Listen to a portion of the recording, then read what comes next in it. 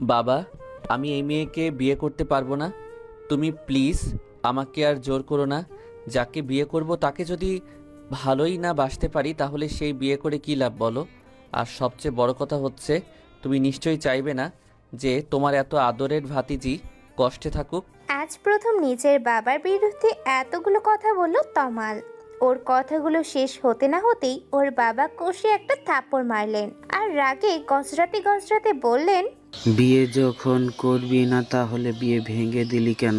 বল, উত্তর দে আমার কথা। তুই যদি ওকে ভালো না বাসিস তাহলে বরকে ফোন করে কেন বলেছিস তোর সাথে শফিকার রিলেশন আছে? তমাল এবার ভীষণ রেগে গেছে। ওর বাবার সামনে রাগটাকে কন্ট্রোল করার চেষ্টা করছে, কিন্তু পারছে না। দাঁতে দাঁত চেপে তমাল বলল, তোমরা আমার কথা বিশ্বাস কেন করছো না? আমি বরকে কোনো কল করিনি, আর না তো কিছু বলেছি। আর সাফিকার সাথে রিলেশনের কথা আমি স্বপ্নেও ভাবতে পারি না। তোমরা সবাই জানো যে ওই মেয়েটাকে আমি দুই চোখে সহ্য করতে পারি না। তাকে ভালোবাসা বা বিয়ে করা তো দূরে থাক। এই জন্য এত আমার সন্দেহ তোর উপর। তুই ছাড়া এই বিয়ে কেউ ভাঙতে পারে না। যবে থেকে শফিকাকে এখানে এনেছি তবে থেকে তুই এই মেয়েটাকে সহ্য করতে পারিস না। তুই ওর বিয়ে ভাঙার জন্য এমন একটা জঘন্য কাজ করবি আমি ভাবতেও পারিনি। বাবা, তুমি তোমার ছেলেকে এই চিনো? তোমার মনে হয় আমি এই ঘৃণিত কাজটি করতে পারি? আমি শিওর ওই ছেলেটাই বিয়ে করবে না, তাই এত সব ফোন দিয়ে আসছে। এমন একটা মেয়েকে কেই বা বিয়ে করতে চাইবে? জলজ্যান্ত একটা রোবট। প্রথমে সুন্দরী দেখে হ্যাঁ বলে দিলেও পরে হয়তো ওর ব্যবহার দেখে ওর সাথে কথা বলে আফসোস হচ্ছিল যে এমন একটা মেয়েকে কি করে বিয়ে করবে। তমাল, তুই এত বড় একটা অন্যায় করার পরেও বড় বড় কথা বলে যাচ্ছিস। লজ্জা করে না তোর? তোর জন্য শফিকার জীবন আমি নষ্ট হতে দেব না। এই সব শোনার পর আর কেউ রাজি হবে না ওকে বিয়ে করতে। আমি তোর মতামত শুনতে চাচ্ছি না, আমি শুধুমাত্র আমার মতামত জানাচ্ছি। বাবা, তুমি সাফিকাকে জিজ্ঞেস করে দেখো, আর আমার সাথে বিয়ে দিলে ও আরও সুখী হবে। তুমি বুঝতে পারছো না? আমি কিছুতেই ওকে হ্যাপি রাখতে পারবো না। তুমি জেনে শুনে ওই মেয়েটার সাথে আমার জীবনটাও নষ্ট করে দিও না। ওর জন্য আরও ভালো পাত্র পাওয়া যাবে, প্লিজ বাবা। ভালো পাত্র? আজকের মান সম্মান না থাকলে তুই ভালো পাত্র দিয়ে কি করবি? এইভাবে তোর কারণে ওর বিয়ে ভেঙে গেলে শুনলে কোনো ভালো পাত্র ওকে বিয়ে করতে রাজি হবে বল? আর সব আত্মসম্মানের কাছে আমি মুখ কখনো অবস্থা রেখেছিস তুই? বাবা, তুই মান সম্মানের কথা ভেবে আমাদের দুজনের জীবনই এইভাবে শেষ করে দিতে পারো না। এতে কেউ সুখী হব না। তুমি বরং সাফিকাকে জিজ্ঞেস করো। আমি 100% শিওর ও নিজেও আমাকে বিয়ে করতে চাইবে না। আমি কথা দিচ্ছি, সাফিকা রাজি থাকলে আমি ওকে বিয়ে করে নিব।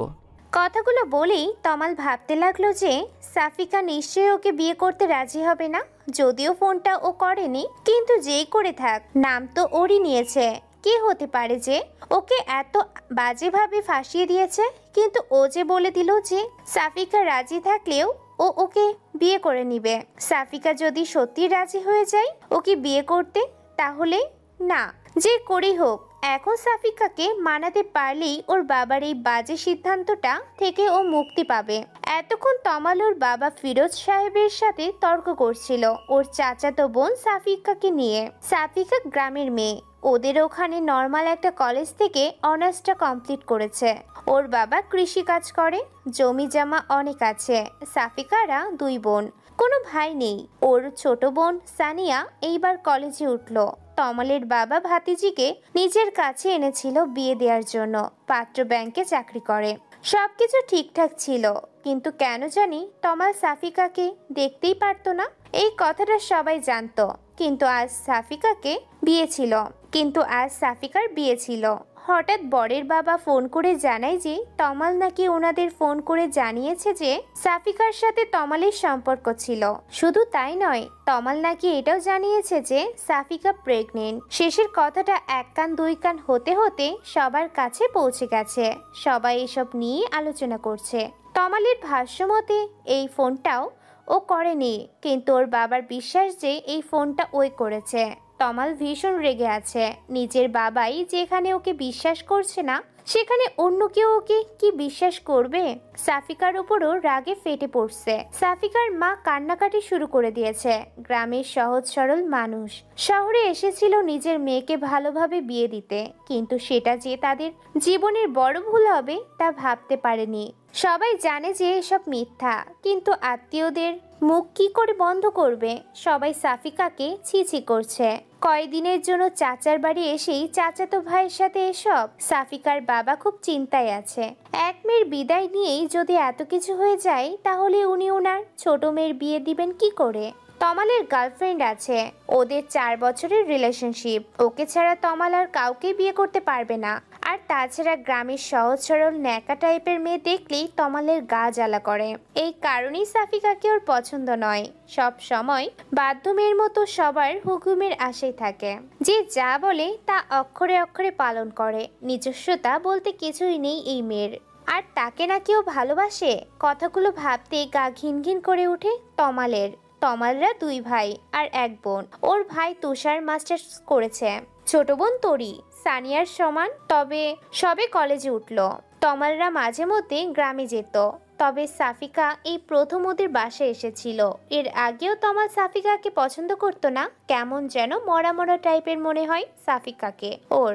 হঠাৎ সাফিকার মায়ের কান্না বেড়ে গেল, সবার ছোটাছুটিও বেড়ে গেল।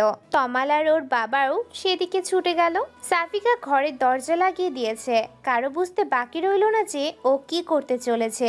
তমালের বাবা তমালকে বলতে লাগলো, যদি শফিকার কিছু হয়ে যায় আমি তোকে কখনো ক্ষমা করব না। আমি ভুলে যাব যে তুষার ছাড়া আমার আরেক ছেলে ছিল। তমাল সবার সাথে দরজায় ধাক্কা দিতে লাগলো আর বলতে লাগলো, সাফিকা, তুমি কি পাগল হয়ে গেছো? মানুষের কথায় নিজের জীবন কেন শেষ করতে চাচ্ছ তুমি? আমি বলছি দরজা খোলো।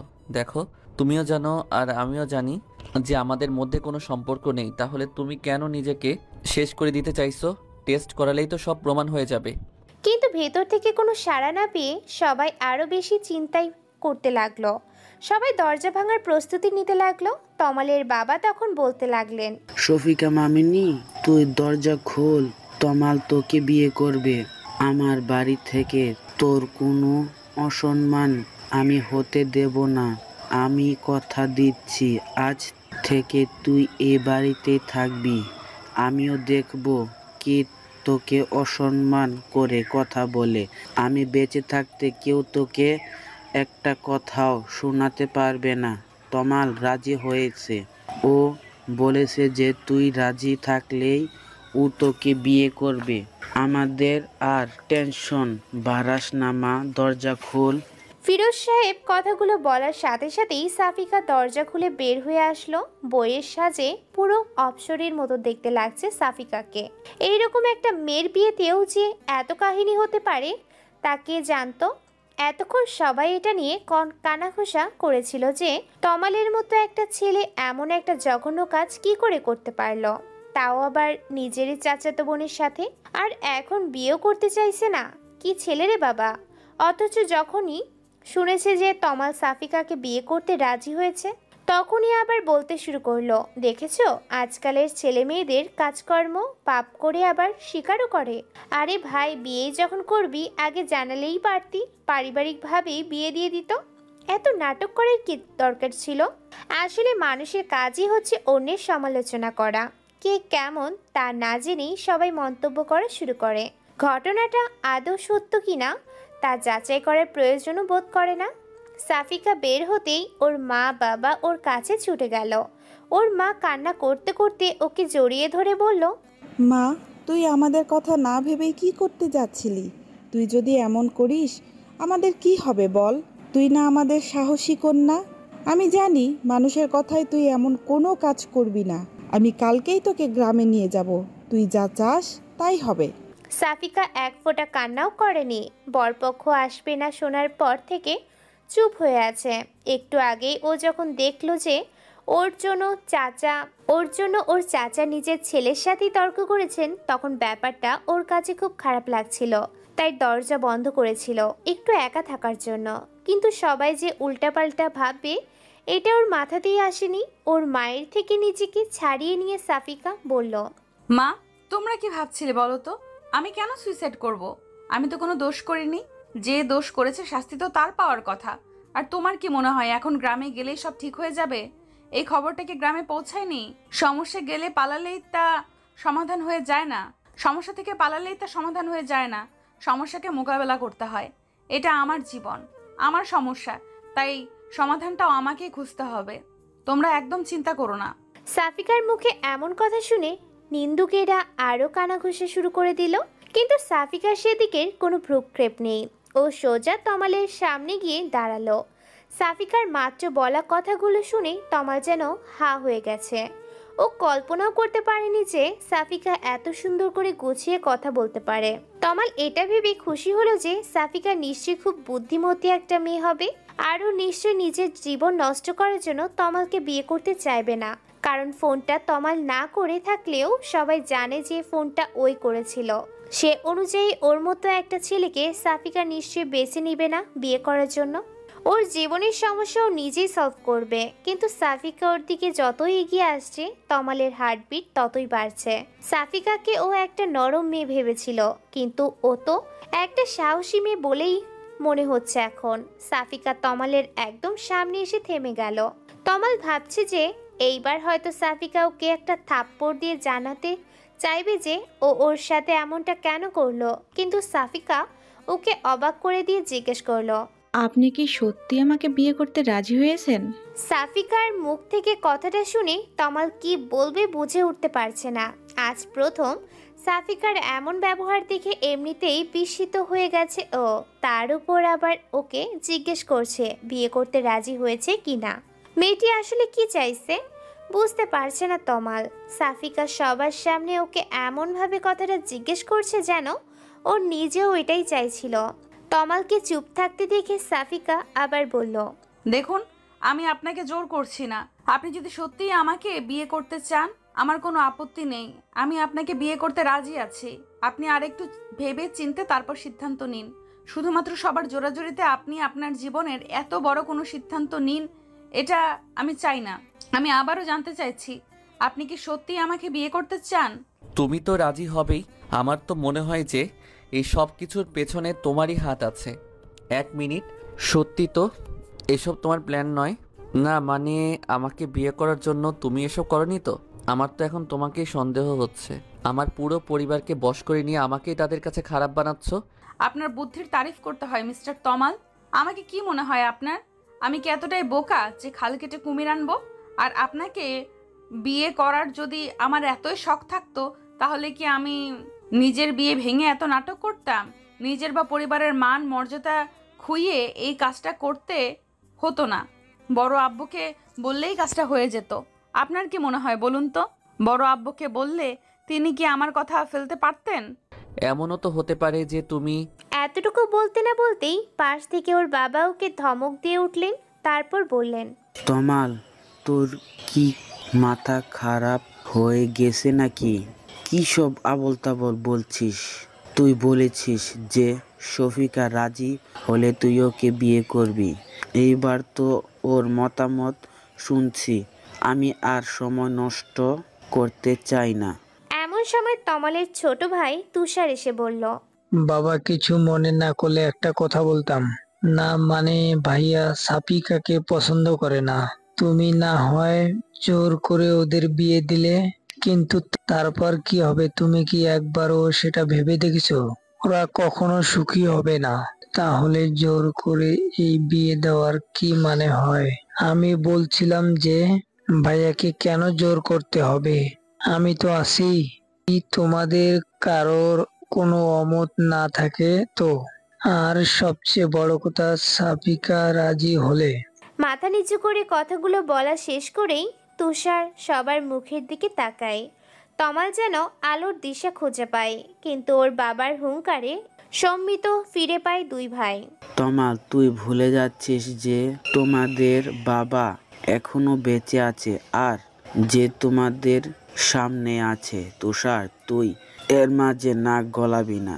আর তমাল, ছোট ভাইকে দেখে শিখতে হবে তোর। ওর যতটুকু আত্মসম্মান বোধ আছে তোর ততটুকুই নেই। আমার সিদ্ধান্তই শেষ সিদ্ধান্ত। বেশি কথা না বলে বিয়ের জন্য তৈরি হয়ে যা। তারপর তমাল ওর অনিচ্ছা সত্ত্বেও সাফিকাকে বিয়ে করে নিল। নিজের বাবা আর সাফিকাকে ওর চরম শত্রু মনে হচ্ছিল। আস্তে আস্তে সবকিছু স্বাভাবিক হয়ে গেল। আত্মীয়রা সবাই এক এক করে চলে যেতে লাগলো। সাফিকার পরিবার আর ওর একমাত্র ফুপুর পরিবার রয়ে গেল। বাকি সবাই চলে গেল। রাত 10টার বেশি বেজে গেছে। সাফিকা ওর বোন সানিয়া আর তরির সাথে তমালের রুমে বসে অপেক্ষা করছে। সাফিকা এর মধ্যে বিয়ের শাড়ি পরিবর্তন করে একটা 3 পিস পরে নিয়েছে। সানিয়া আর তরি ভয়ে আছে যে তমাল যে আজ সাফিকাকে আরো কি কি কথা শোনাবে কে জানে। ওর যে রাগ। তরি তো তমালকে ভীষণ ভয় পায়। ওর সামনে জোরে কথা পর্যন্ত বলে না, অথচ তুষারের সাথে কত ফ্রি। সানিয়া আর সাফিকার সাথেও তুষার অনেক ফ্রিলি কথা বলে। এই কারণে সবাই তুষার ভাইয়া বলতে পাগল। আর তমালের ধারের কাছেও কেউ যায় না ভয়ে, অথচ সেই তমালের জন্যই সাফিকাকে আজ অপেক্ষা করতে হচ্ছে। সাফিকা তরি আর সানিয়াকে উদ্দেশ্য করে বলল, তোরা চলে যা তো এখন, অনেক রাত হয়ে গেছে, গিয়ে শুয়ে পড়। আমিও শুয়ে পড়ি, উনি যখন আসে আসুক। তোদেরকে এত রাত পর্যন্ত কে অপেক্ষা করতে বলছে বল? আর আমারও ঘুম পাচ্ছে। এত কিছুর পরেও তোর ঘুম পাচ্ছে আপু? তমাল ভাইয়া তোর সাথে কেমন ব্যবহার করবে তা ভেবে তোর ভয় লাগছে না? আমার তো ভয় আত্মা শুকিয়ে যাচ্ছে। তোকে একা ফেলে যেতেই মন চাচ্ছে না। আচ্ছা আপু, তুষার ভাইয়াকে বড় আব্বু মানা কেন করলো? তুষার ভাইয়ার সাথে তোর বিয়ে হলে কত ভালো হতো বল। সানিয়া কথাটা বলতে না বলতেই তমাল রুমে ঢুকতে ঢুকতে বলল, তোমার বড় আব্বুর আমার মাথা খারাপ না করলে যে চলছিল না, সে তো আমার জীবনটা তছনছ করার জন্য উঠে পড়ে লেগেছে। আর সাথে তোমার আপুও। তোমরাও লেগে যাও আমার পেছনে, দেখো আর কি কি নষ্ট করার আছে আমার জীবনে। তরি তো ভয়ে চুপসে গেল। চুপচাপ ঘর থেকে বের হয়ে গেল। সানিয়া যাওয়ার আগে কিছুটা সাহস নিয়ে তমালকে বলল, ভাইয়া প্লিজ সাফিকা আপুকে বকাবকি করো না। এখানে আপুর তো কোনো দোষই নেই। আমি জানি না বাবা এমন সিদ্ধান্ত কেন নিলেন। যাই হোক না কেন, সাফিকা আপুকে কষ্ট দিবে না একদম, তাহলে কিন্তু ভালো হবে না। কথাগুলো বলেই তরি ওখান থেকে চলে গেল। তমাল কি বলবে না বলবে বুঝতে পারছিল না। ও কিছু বলার আগেই তরি আর সানিয়ার রুম থেকে বের হয়ে গেল।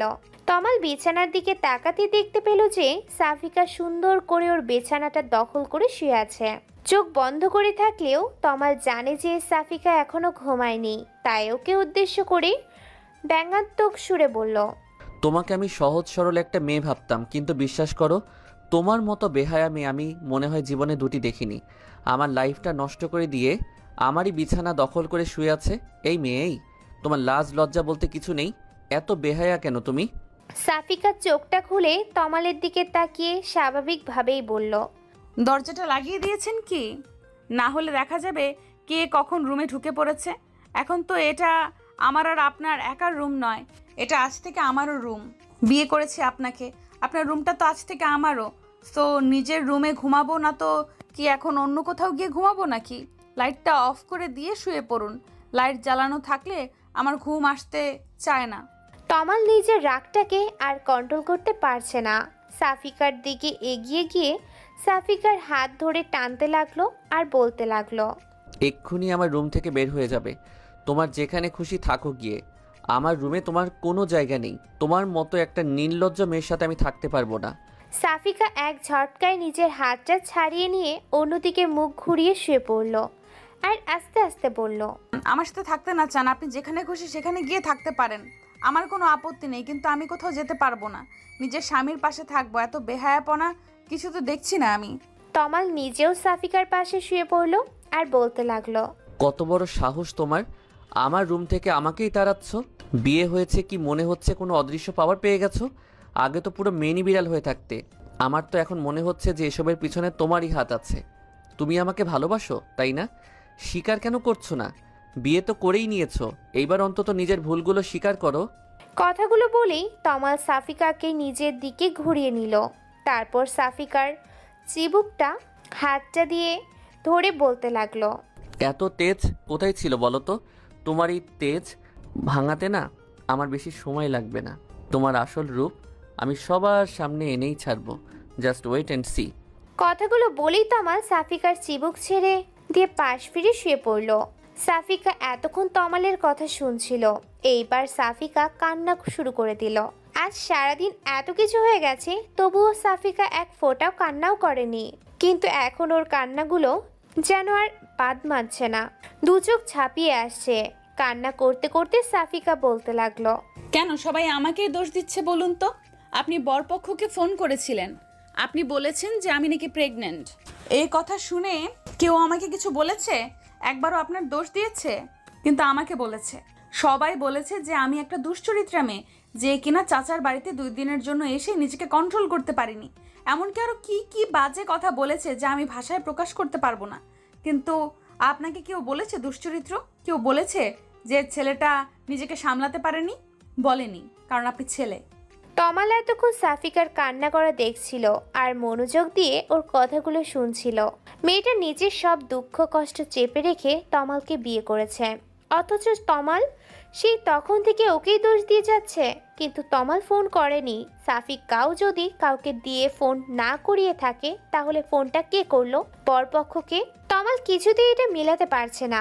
তমালকে চুপ থাকতে দেখে সাফিকা আবার বলতে শুরু করলো, কি হলো এখন? এমন ভাঙা রেডিওর মতো থেমে গেলেন কেন? উত্তর দিন। আপনি জানেন না তাই না?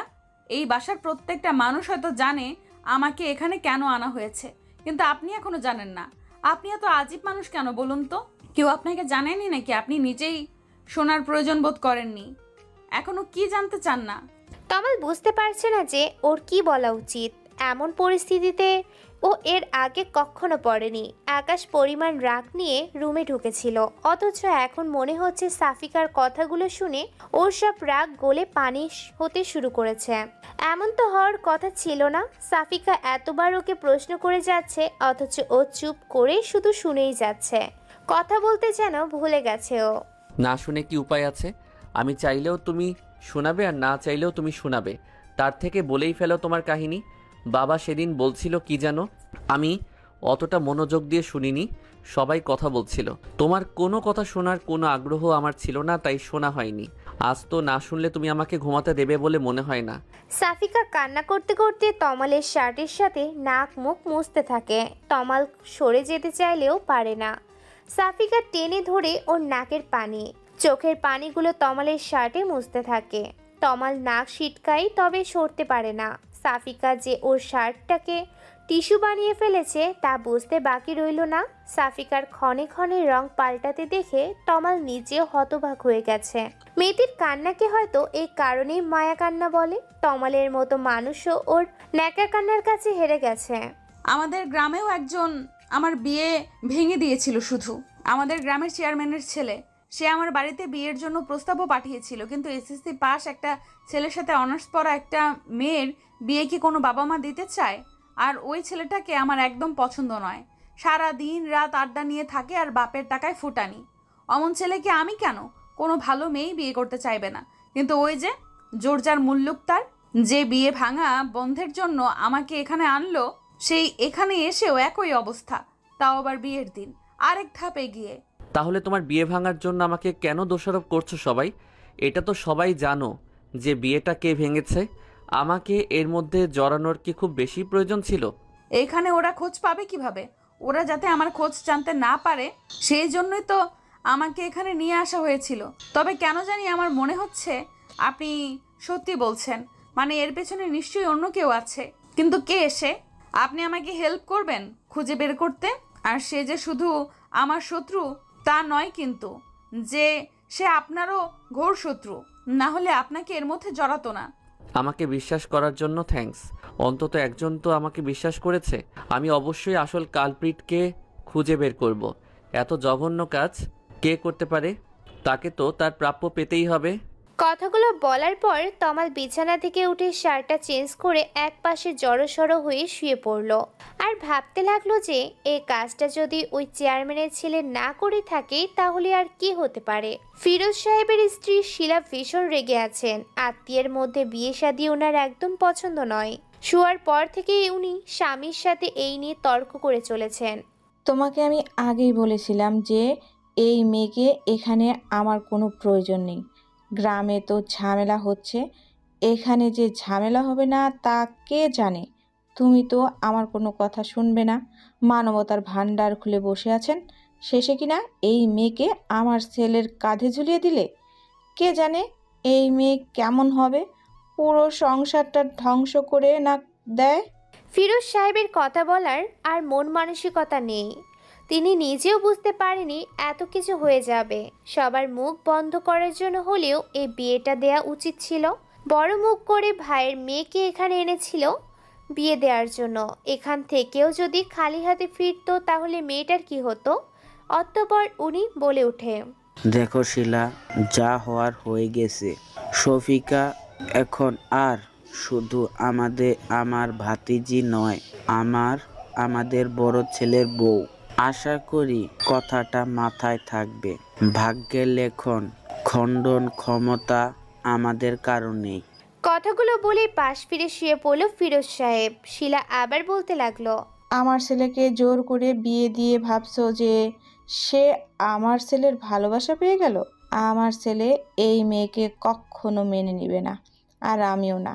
আত্মীয়দের সামনে তুমি সবার মান রাখতে চেয়েছিলে, তা রাখা শেষ। এবার আমার যা করার তাই করব। কালকেই ওই মেয়েকে আমি ওর বাবা মায়ের সাথে গ্রামে পাঠানোর ব্যবস্থা করছি। তুমি এর মাঝে একদম নাক গলাবে না। আমি এই মেয়েকে কিচ্ছুতেই নিজের বৌমা হিসেবে মানি না।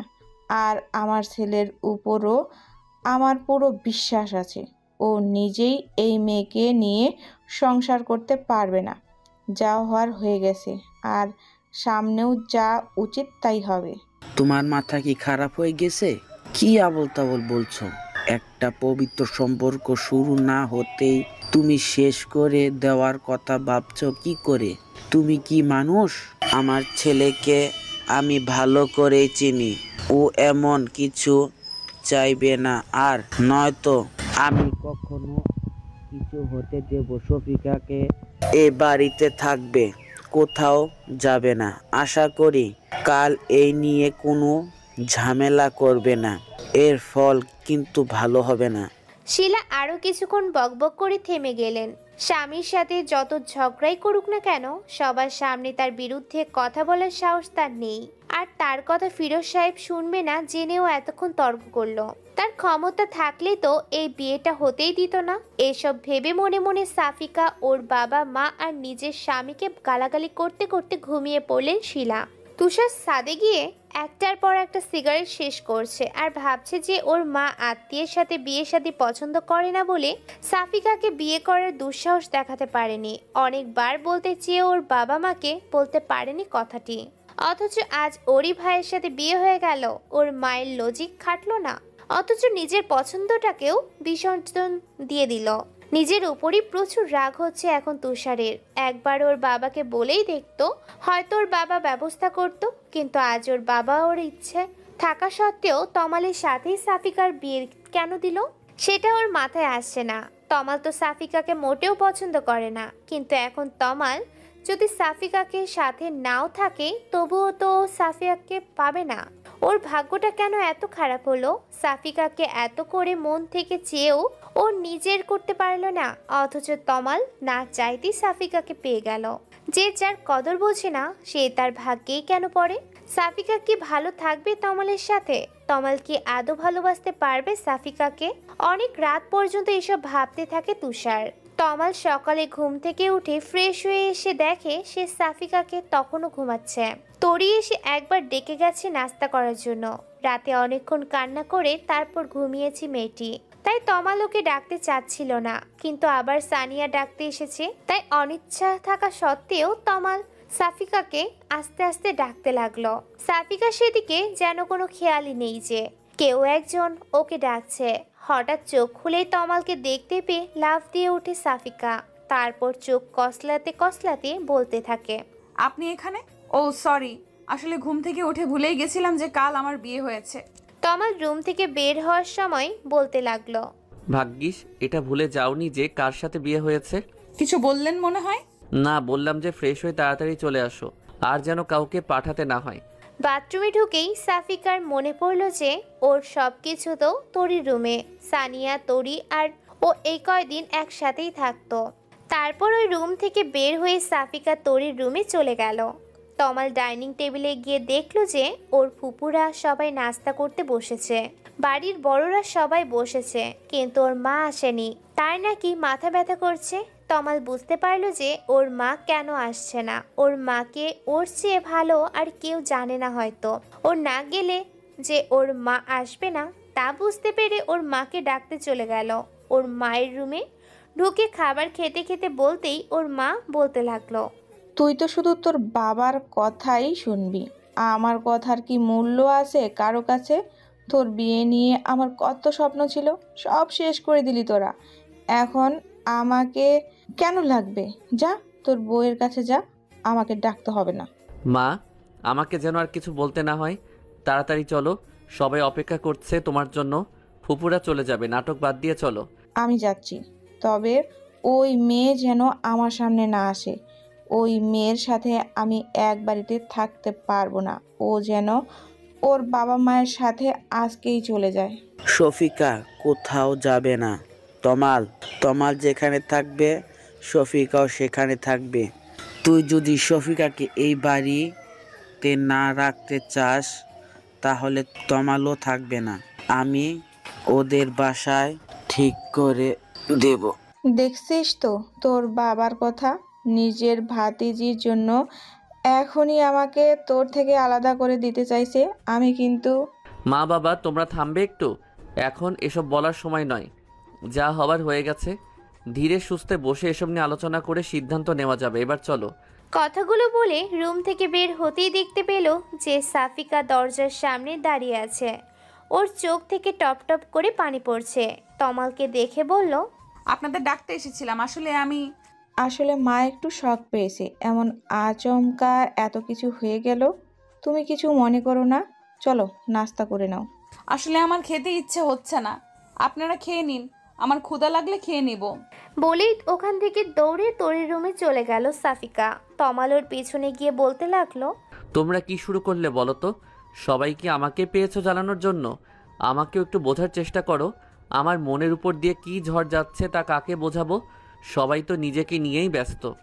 তমালের কথা শুনে সাফিকা দৌড়ে গিয়ে ওকে জড়িয়ে ধরলো। তারপর বলতে লাগলো, আপনার স্ত্রী হিসেবে না হোক, অন্তত কাজিন হিসেবে হলেও আমাকে আপাতত এখানে থাকতে দিন প্লিজ। আমি এখন ওই গ্রামে যেতে পারবো না। ওখানে গেলেই ওই রিমনের অত্যাচার, আমি বাড়ি থেকে পর্যন্ত বের হতে পারিনি। তমাল এমনিতে অনেক চিন্তায় আছে। তারপর আবার ওর মায়ের নতুন ঝামেলা। ওর গার্লফ্রেন্ড রিয়াকে ব্যাপারটা কি করে বোঝাবে সে চিন্তায়ও অস্থির। আর এদিকে সাফিকা আর ওর মায়ের ঝামেলা। রিয়াকে ছাড়া ও অন্য কোনো মেয়ের কথা স্বপ্নেও ভাবতে পারে না। এখন এইসব সামলাবে নাকি রিয়াকে? সাফিকাকে নিজের থেকে ছাড়িয়ে নিয়ে তমাল বলল, দেখো সাফিকা, এইসব ন্যাকা কান্না আমার কাছে করবে না। চুপচাপ খেতে চলো। এসব মায়া কান্না আমার কাছে চলবে না। এখানে থাকতে চাইলে আমার কথা মেনে থাকতে হবে। আমি পারবো, এখানে থাকার জন্যই তো এতদিন আমি চুপচাপ ছিলাম। এবার না হয় সেই রোবট হয়ে যাব, যে যা বলবেন তাই শুনবো। চাচি যেভাবে বলবে আমি সেভাবেই থাকবো। আর আমি কখনো আমাকে ভালোবাসার জন্য আপনাকে জোর করব না। আপনি মন থেকে কোনোদিন ভালোবাসলে তবেই। এক্সকিউজ মি, দিবা স্বপ্ন দেখা বাদ দাও। থাকতে দিয়েছি বলে অন্য কিছু ভাবার দরকার নেই। ফালতু কথা শোনার সময় আমার নেই। চুপচাপ খেতে চলো। কথাগুলো বলে তমাল সাফিকার মুখের দিকে তাকাতেই দেখতে পেল যে সাফিকার মুখটা বিষাদে ছেয়ে গেছে। ও হয়তো একটু বেশি বলে দিয়েছে, কিন্তু ও যে প্রেশারের মধ্যে আছে তাতে চাইলেও ভালো করে কথা বলতে পারছে না। সাফিকার কি করবে আর রিয়ারি বা কি করবে ও কিছুই বুঝতে পারছে না। একদিকে নিজের ভালোবাসা আর অন্যদিকে নিজের দায়িত্ব, যার এখন কোনো একজনের সাপোর্ট দরকার। আর সেই একজন ওকেই হতে হবে, না হলে মেয়েটা ভেঙে টুকরো হয়ে যাবে। কোন দিকে যাবে তমাল? সাফিকার বাবা মা চলে যাবে, সেই জন্য ওর মনটা খুব খারাপ। ও সবার সাথে বসে গল্প করছে, একটু পরেই চলে যাবে ওনারা। তরি দেখলো যে তমাল ওর রুমেই আছে। ও রুমে ঢুকতে ঢুকতে তমালকে উদ্দেশ্য করে বলল, ভাইয়া আসবো? তোমার সাথে তো কথাই বলা যায় না, ভয় লাগে, কিন্তু আজকে তোমাকে কিছু কথা বলতে চাই। দেখো, আমি কিন্তু আর সেই ছোট্ট তরি নেই, বড় হয়ে গেছি। আমি এখন কলেজে পড়ি, তাই আমার কথাগুলো তোমাকে শুনতেই হবে। নিজের ছোট বোনের মুখে এমন কথা শুনে তমাল হেসে দেয়, তারপর বলতে থাকে, তা আমার ছোট্ট বোনটা আমাকে ভয় পেতে শুরু করলো কবে থেকে তাই তো বুঝতে পারছি না। সে আবার কলেজে উঠে বড় হয়ে গেছে। তা আমার বুড়ি দাদিটা আমাকে কি উপদেশ দিতে এসেছে শুনি। দেখো ভাইয়া, তোমাকে আগেও বলেছি যে আমাকে বুড়ি দাদি বলবে না। আমি কি বুড়ি নাকি? আর আমি যেটা বলতে এসেছি সেটা শোনো। চাচিরা চলে যাবে, অথচ সাফিকা আপু একটুও কান্না করবে না। দেখো, কিন্তু চাচিরা যেতে না যেতেই সবার আড়ালে গিয়ে ইচ্ছা মতো কান্নাকাটি করবে। নিজেকে যতই স্ট্রং দেখানোর চেষ্টা করুক না কেন, আমার চোখে ফাঁকি দিতে পারেনি। আমি ঘুমিয়ে যাওয়ার পর হঠাৎ জেগে গেলে মাঝে মধ্যে দেখতাম যে সাফিকা আপু বেলকনিতে দাঁড়িয়ে কান্না করছে, নয়তো চুপচাপ দাঁড়িয়ে আছে। সানিয়া আর চাচিকে ছাড়া থাকতে ওর ভীষণ কষ্ট হতো, তারপরও থাকতে হতো একমাত্র ওই রিমনের অত্যাচার থেকে বাঁচার জন্য। এখন তো একেবারেই এখানে থাকবে। জানি না আর কত কাঁদতে হবে আপুকে। তার উপর তুমি সকালেও কি পরিমাণ বকাবকি করলে দেখলাম। তুমি যাওয়ার পরে বাথরুমে গিয়ে কিছুক্ষণ কান্নাকাটি করে তারপর হাসি মুখে খেতে গেল। আমি সব খেয়াল করি। এতগুলো কথা একেবারে বলে হাঁপিয়ে ওঠে তরি। তারপর তমালের প্রতিক্রিয়া দেখার জন্য ওর দিকে তাকায়। তমাল চুপচাপ ওর কথা শুনলো, দেখে ওর ভালো লাগছে। আর এই প্রথম সাফিকার জন্য ও তমালকে এতগুলো কথা বলল। তরির মুখে এমন বড় মানুষের মতো কথা শুনে তমাল বুঝতে পারলো যে তার সেই ছোট্ট তরিটা আজ সত্যি অনেক বড় হয়ে গেছে। আচ্ছা, তরিকে বিয়ে দিলেও কি এইভাবে ওর শ্বশুরবাড়ি রেখে চলে আসতে হবে? ভাবতে বুকের মধ্যে চিনচিনে একটা ব্যথা অনুভব হয় তমালের। তার মানে সাফিকার বাবা মায়েরও অনেক কষ্ট হচ্ছে সাফিকাকে রেখে যেতে। আর সাফিকা কথাটা ভাবতেই মেয়েটার জন্য এক অজানা টান অনুভব করতে থাকে তমাল। এটাই কি পবিত্র সেই বন্ধন? 3 কবুলের মাধ্যমে যে বন্ধন গড়ে ওঠে। কথাটা ভাবতেই নিজেকে বড্ড অপরাধী মনে হতে থাকে তমালের। নিজের বাবার অনুরোধে এটা ও কি করে বসলো? একটা মেয়ের স্বপ্ন নিয়ে খেলার কোনো অধিকার ওর নেই, সেখানে ও দুটো মেয়ের জীবন নিয়ে খেলছে। এই গোলকধাঁধা থেকে আজ ওকে বের হতেই হবে, নইলেও নিজেকে কখনো ক্ষমা করতে পারবে না। আচ্ছা, তরির সাথে যদি এমনটা ঘটতো, ভাবতে ওর পুরো শরীর কেঁপে ওঠে। তরি নিজের ভাইয়ের কোনো উত্তর না পেয়ে রুম থেকে চলে যেতে যেতে বলল, আমার আগেই বোঝা উচিত ছিল যে তোমাকে কোনো কথা বলা আর পাহাড়ের সামনে গিয়ে দাঁড়িয়ে কথা বলা একই ব্যাপার। কোনো উত্তর পাওয়া যাবে না। আমাকে কোনো ধমক দাওনি, এটাই তো অনেক। পরের কথাগুলো আস্তে আস্তে বলল যেন তমাল শুনতে না পায়। তরি চলে যাওয়ার পরেও তরির বলা কথাগুলো তমালের কানে রেকর্ডের মতো বাজতে লাগলো। আর সাফিকার মনের অবস্থাটা বোঝার চেষ্টা করলো। সাফিকার বাবা মা আর সানিয়া আজকে ট্রেনেই চলে যাবে গ্রামে। কলিজার টুকরা মেয়েটাকে এভাবে ফেলে রেখে যেতে তাদের কারোরই মন টানছে না, কিন্তু এটাই তো নিয়ম। বিয়ের পর স্বামীর ঘরটাই তো মেয়েদের আসল জায়গা। আর তাছাড়া এখানে সবাই সাফিকার আপন। তারপরেও সানিয়া আর ওর মা অনেক কান্না করছে, কিন্তু সাফিকা পাথরের মতো শক্ত হয়ে আছে। ওর বাবা মায়ের সামনে ও নিজেই যদি কান্নাকাটি শুরু করে দেয়, তাহলে ওনারা ভালো থাকতে পারবে না। সাফিকার কান্নায় পরিপূর্ণ মুখটাই ওনাদের চোখে ভাসবে। তাই সাফিকার কান্নাগুলো মিথ্যা হাসির আড়ালে লুকিয়ে রেখেছে। কান্না পেলে সে কান্নাটাকে আটকে রাখাটা যে কী পরিমাণ কষ্টের, তা সাফিকা ভালোভাবেই বুঝতে পারছে। সাফিকার বাবা তমালের হাতের উপরে সাফিকার হাত দিয়ে বললেন, মেয়েকে বিয়ের সময় জামাইয়ের হাতে তুলে দিতে হয়, কিন্তু আমি আজ দিচ্ছি। শুধু মেয়ের জামাই নয়, আমার নিজের ছেলে হিসাবে। আমি আমার কলিজার টুকরাকে রেখে যাচ্ছি। ও এর আগে বাইরে কখনো থাকেনি, বাইরের জীবন সম্পর্কে ওর ধারণা নেই বাবা। এই কয়দিন তোদের এখানে এসছে তাই রোজ ফোন করে কান্নাকাটি করতো, আর এখানে সারা জীবনের জন্য রেখে যাচ্ছি। মেয়েকে বিদায় দেওয়ার সময় যে একটা বাবার কী পরিমাণ কষ্ট হয়, তা তুই নিজে যখন বাবা হবি তখন বুঝতে পারবি। বাবা, তুমি এসব কি বলছো? আমি কোথায় কান্নাকাটি করেছি? তোমরাই তো সবাই কান্নাকাটি করে জোয়ার বইয়ে দিয়েছো। আর শোনো, আমি এখন সেই ছোট্ট সাফিকা নেই যে কোথাও গেলে বাবা মা বলে কান্না শুরু করব।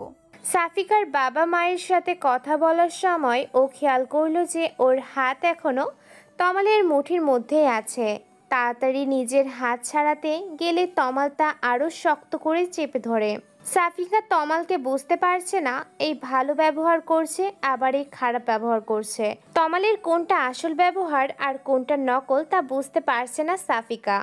সবাই যে বলতো বিয়ে হলেই নাকি স্বামী স্ত্রীর মধ্যে একটা অদৃশ্য মায়ার বন্ধন সৃষ্টি হয়ে যায়, তাহলে ওদের মধ্যে সেই বন্ধনটা কেন তৈরি হচ্ছে না এখনো? নাকি সম্পর্ক আসলেই এত সহজ নয়, নাকি আরো সময় লাগবে? কিন্তু সকালে তমাল তো বলেছিল যে সে নাকি সাফিকাকে ভালোবাসতে পারবে না। তার মানে কি সেটাই সত্যি? ওর চাচার অনুরোধে শুধু বিয়ে করেছে তমাল ওকে, তার মানে তমাল ওকে সত্যি কোনোদিনও ভালোবাসবে না? কথাগুলো ভাবতেই মনের মধ্যে কল্পনার আকাশে মেঘ জমতে শুরু করে।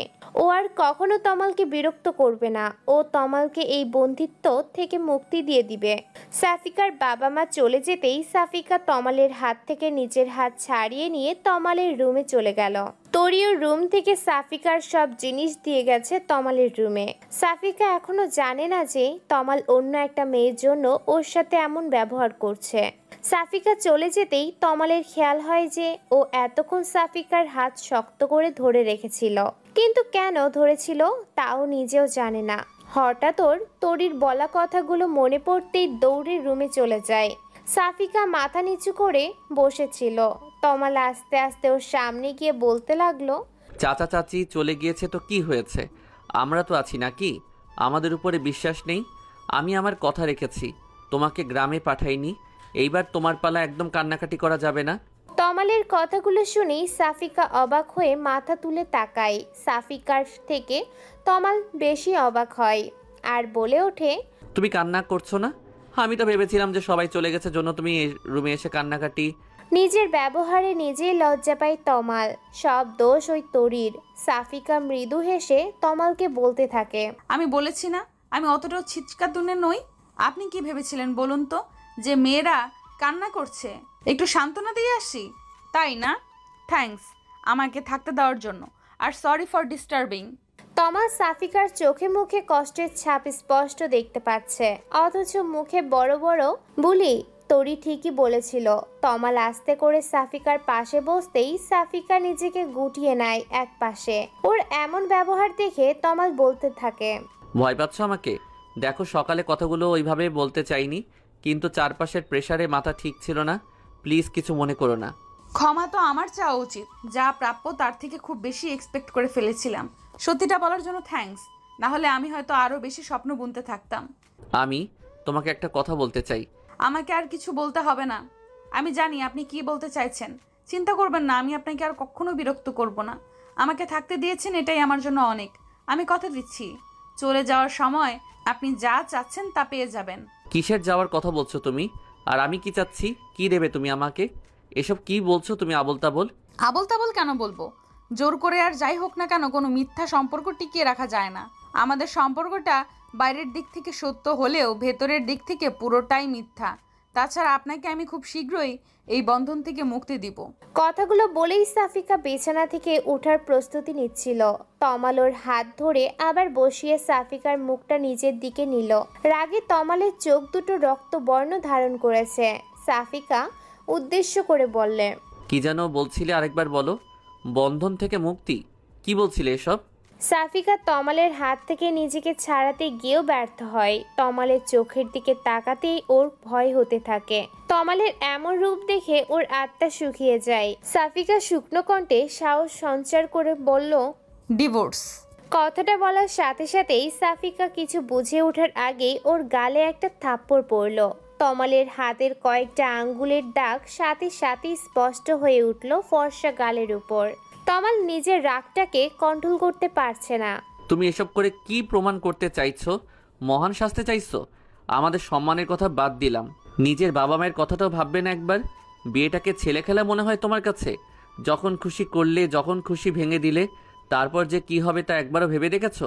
সবার অনুভূতির কোনো মূল্য নেই তোমার কাছে? তমালের কথা শুনে সাফিকা এতক্ষণে চোখের জলগুলোকে মুক্ত করে দিল। তারপর কান্না করতে করতে বলল, বাহ, আপনি সব দিকটা দেখছেন। আমার দিকটা একবারও ভেবে দেখেছেন? সবাইকে খুশি রাখবো আর দিন শেষে আমার কি হবে? আমার খুশিগুলো নিজের খুশি বিসর্জন দিয়ে অন্যকে খুশি করার মানে জানেন? সবাইকে ধোঁকা দেওয়া। যেদিন তারা সত্যিটা জানতে পারবে সেদিন তারা কি নিজেদের ক্ষমা করতে পারবে? আমি চাই না আমার জন্য কারোর লাইফ নষ্ট হোক, আর এতে শুধু আমার নয় আপনারই বেশি ভালো। আপনি আপনার ইচ্ছে মতো মুক্ত জীবনযাপন করতে পারবেন। তুমি আবারও সেই কথা বলছো?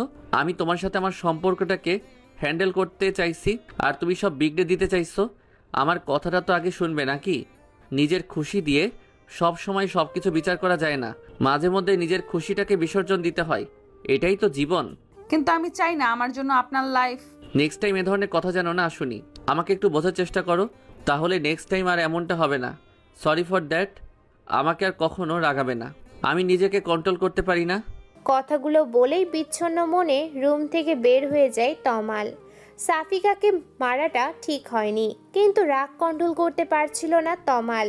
সবাই কত আশা করে আছে যে তমাল সাফিকার খেয়াল রাখবে, আর ওই মেয়েটা 2 লাইন বেশি বোঝে, যার কারণে এমনটা হয়ে গেল। তমালের নিজের উপরই প্রচুর রাগ হচ্ছে। তমাল চলে যেতেই গালে হাত দিয়ে বসে থাকে সাফিকা। তমাল ওর সাথে কেন এমন করছে? না তো ওকে সহজে গ্রহণ করছে, আর না তো বর্জন করতে চাইছে। তমাল আসলে কি চায় বুঝতে পারে না সাফিকা। একজন মানুষের এত দ্রুত মুড সুইং হয় কিভাবে তা সাফিকার মাথায় আসে না। ঘুমাতে যাওয়ার আগেই তমাল ভাবলো যে রিয়ার সাথে একবার কথা বলা উচিত। কাল রাত থেকে একবারও কথা বলেনি। মেয়েটা এতবার ফোন করেছে, কিন্তু ফোন ধরে তমাল কি বলবে তাই বুঝতে পারছে না। তারপরেও কিছুটা দ্বিধা নিয়েই রিয়াকে কল করলো। রিয়া কল রিসিভ করেই যা বলল তা শোনার জন্য তমাল মোটেও প্রস্তুত ছিল না। আর সেটা হলো, বাহ তমাল, বিয়ে করে বউ নিয়ে খুব মজা করছো তাই না? আমাকে একবার জানানোর প্রয়োজন মনে করলে না? অবশ্য আমাকে জানালে তো আর তোমার মনের আশা কখনো পূর্ণ হতো না। রিয়া, তুমি এসব কি বলছো? আমি বিয়ে করেছি এ কথা তুমি কি করে জানলে? কেন, আমাকে জানাতে চেয়েছিলে না নাকি? দুইজনের জীবন নষ্ট করার ধান্দায় ছিলে মনে হয়। বাট তোমার সেই আশাটা আর কোনোদিন পূর্ণ হবে না। আমি সবটা জেনে গেছি। তুমি এতটা নীচ প্রকৃতির ছেলে তা আমার জানা ছিল না। আর তোমার চাচাতো বোনটাও তোমার মতোই ফাস্ট, যেমন যেমন তেমন তেমন। তোমাদের জুটিটা বাংলাদেশের বেস্ট জুটি হওয়ার দরকার ছিল। দুশ্চরিত্র ছেলের জন্য একটা দুশ্চরিত্রা মেয়ে পারফেক্ট। তমাল এইবার প্রচুর রেগে যায়। রিয়াকে একটা ধমক দিয়ে বলে, দেখো রিয়া, আমি তোমাকে ঠকাতে চাইনি, আমার কথাটা বোঝার চেষ্টা করো। তুমি সাফিকার চরিত্র নিয়ে কেন কথা বলছো? তুমি এসব জানলে কি করে? রাশেদ বলেছে, কাল তো ও নিজের চোখে সব দেখেছে আর নিজের কানে সব শুনেছে। তোমাদের দুইজনের কাহিনী। ওই রকম মেয়েদের জন্য পুরো নারী জাতির বদনাম হয়ে যায়। অবশ্য মেয়েটার বা কি করবে তোমাকে দেখে?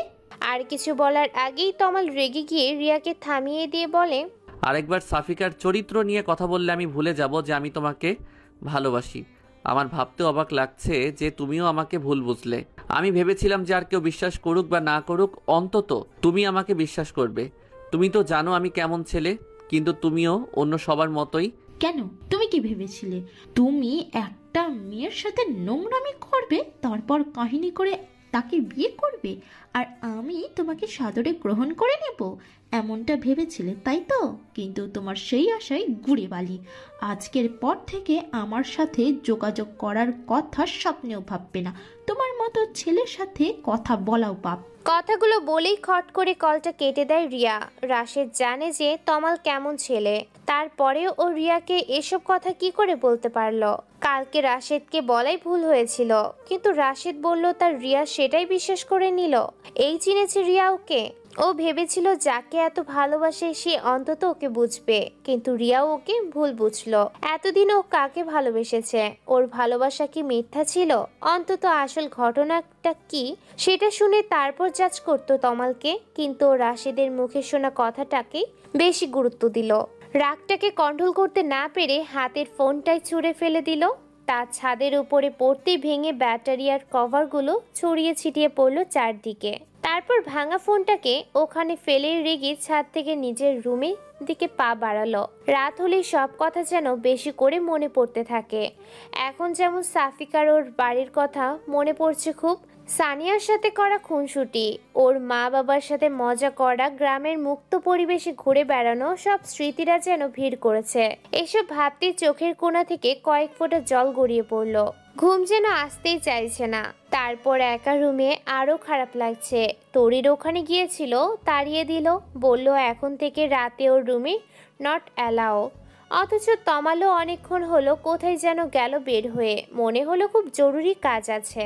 তমাল রুমে এসে দেখলো যে সাফিকা ঘুমিয়ে পড়েছে। রিয়ার সাথে কথা বলে ভীষণ রেগে আছে তমাল। রুমে এসে সাফিকাকে দেখে ওর রাগটা দ্বিগুণ হয়ে গেল। যে মেয়েটার জন্য ওর জীবনে এত সমস্যা, সে আরামে ওর বিছানায় ঘুমোচ্ছে, এটা যেন ওর সহ্য হচ্ছে না।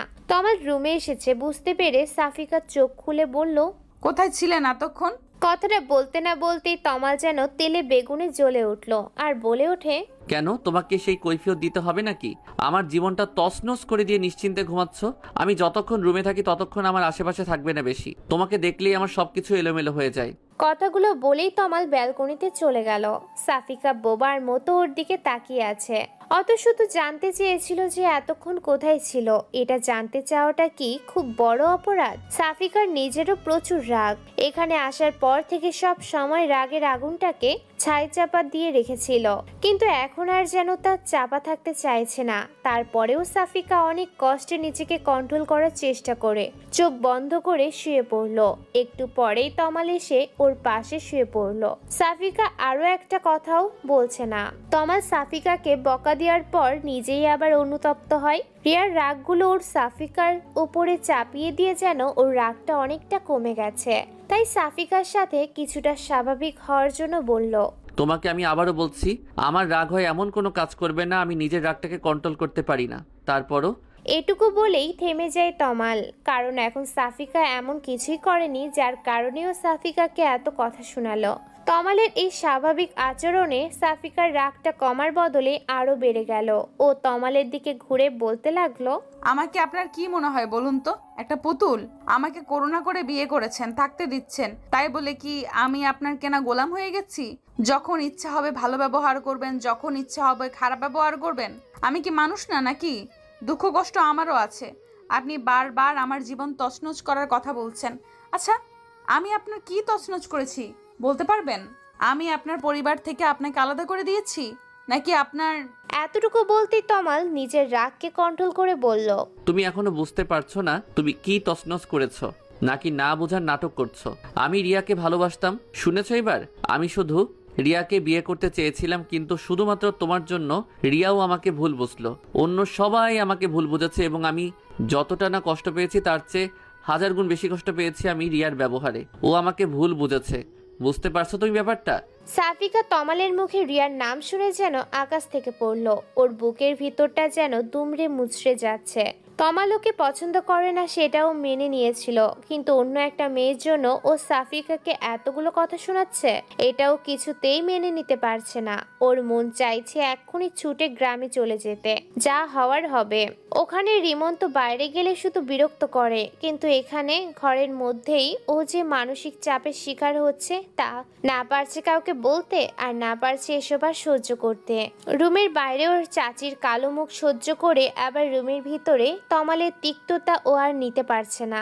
আমাকে মাফ করবেন যে আমি না জেনে আপনার ভালোবাসার মাঝে ফাটল ধরিয়েছি। আমি না থাকলে যদি আপনার সব সমস্যার সমাধান হয়ে যায়, তাহলে আমি আর সেটা বাড়াতে চাই না। আপনি কালকে যদি একবার আমাকে এই কথাটা জানাতেন যে আপনি কাউকে ভালোবাসেন, তাহলে আমি কখনোই আপনাকে বিয়ে করার জন্য রাজি হতাম না। আর বড় আব্বুর কথা রাখতে না হলে তো আমি। এতটুকু বলে থেমে যায় সাফিকা।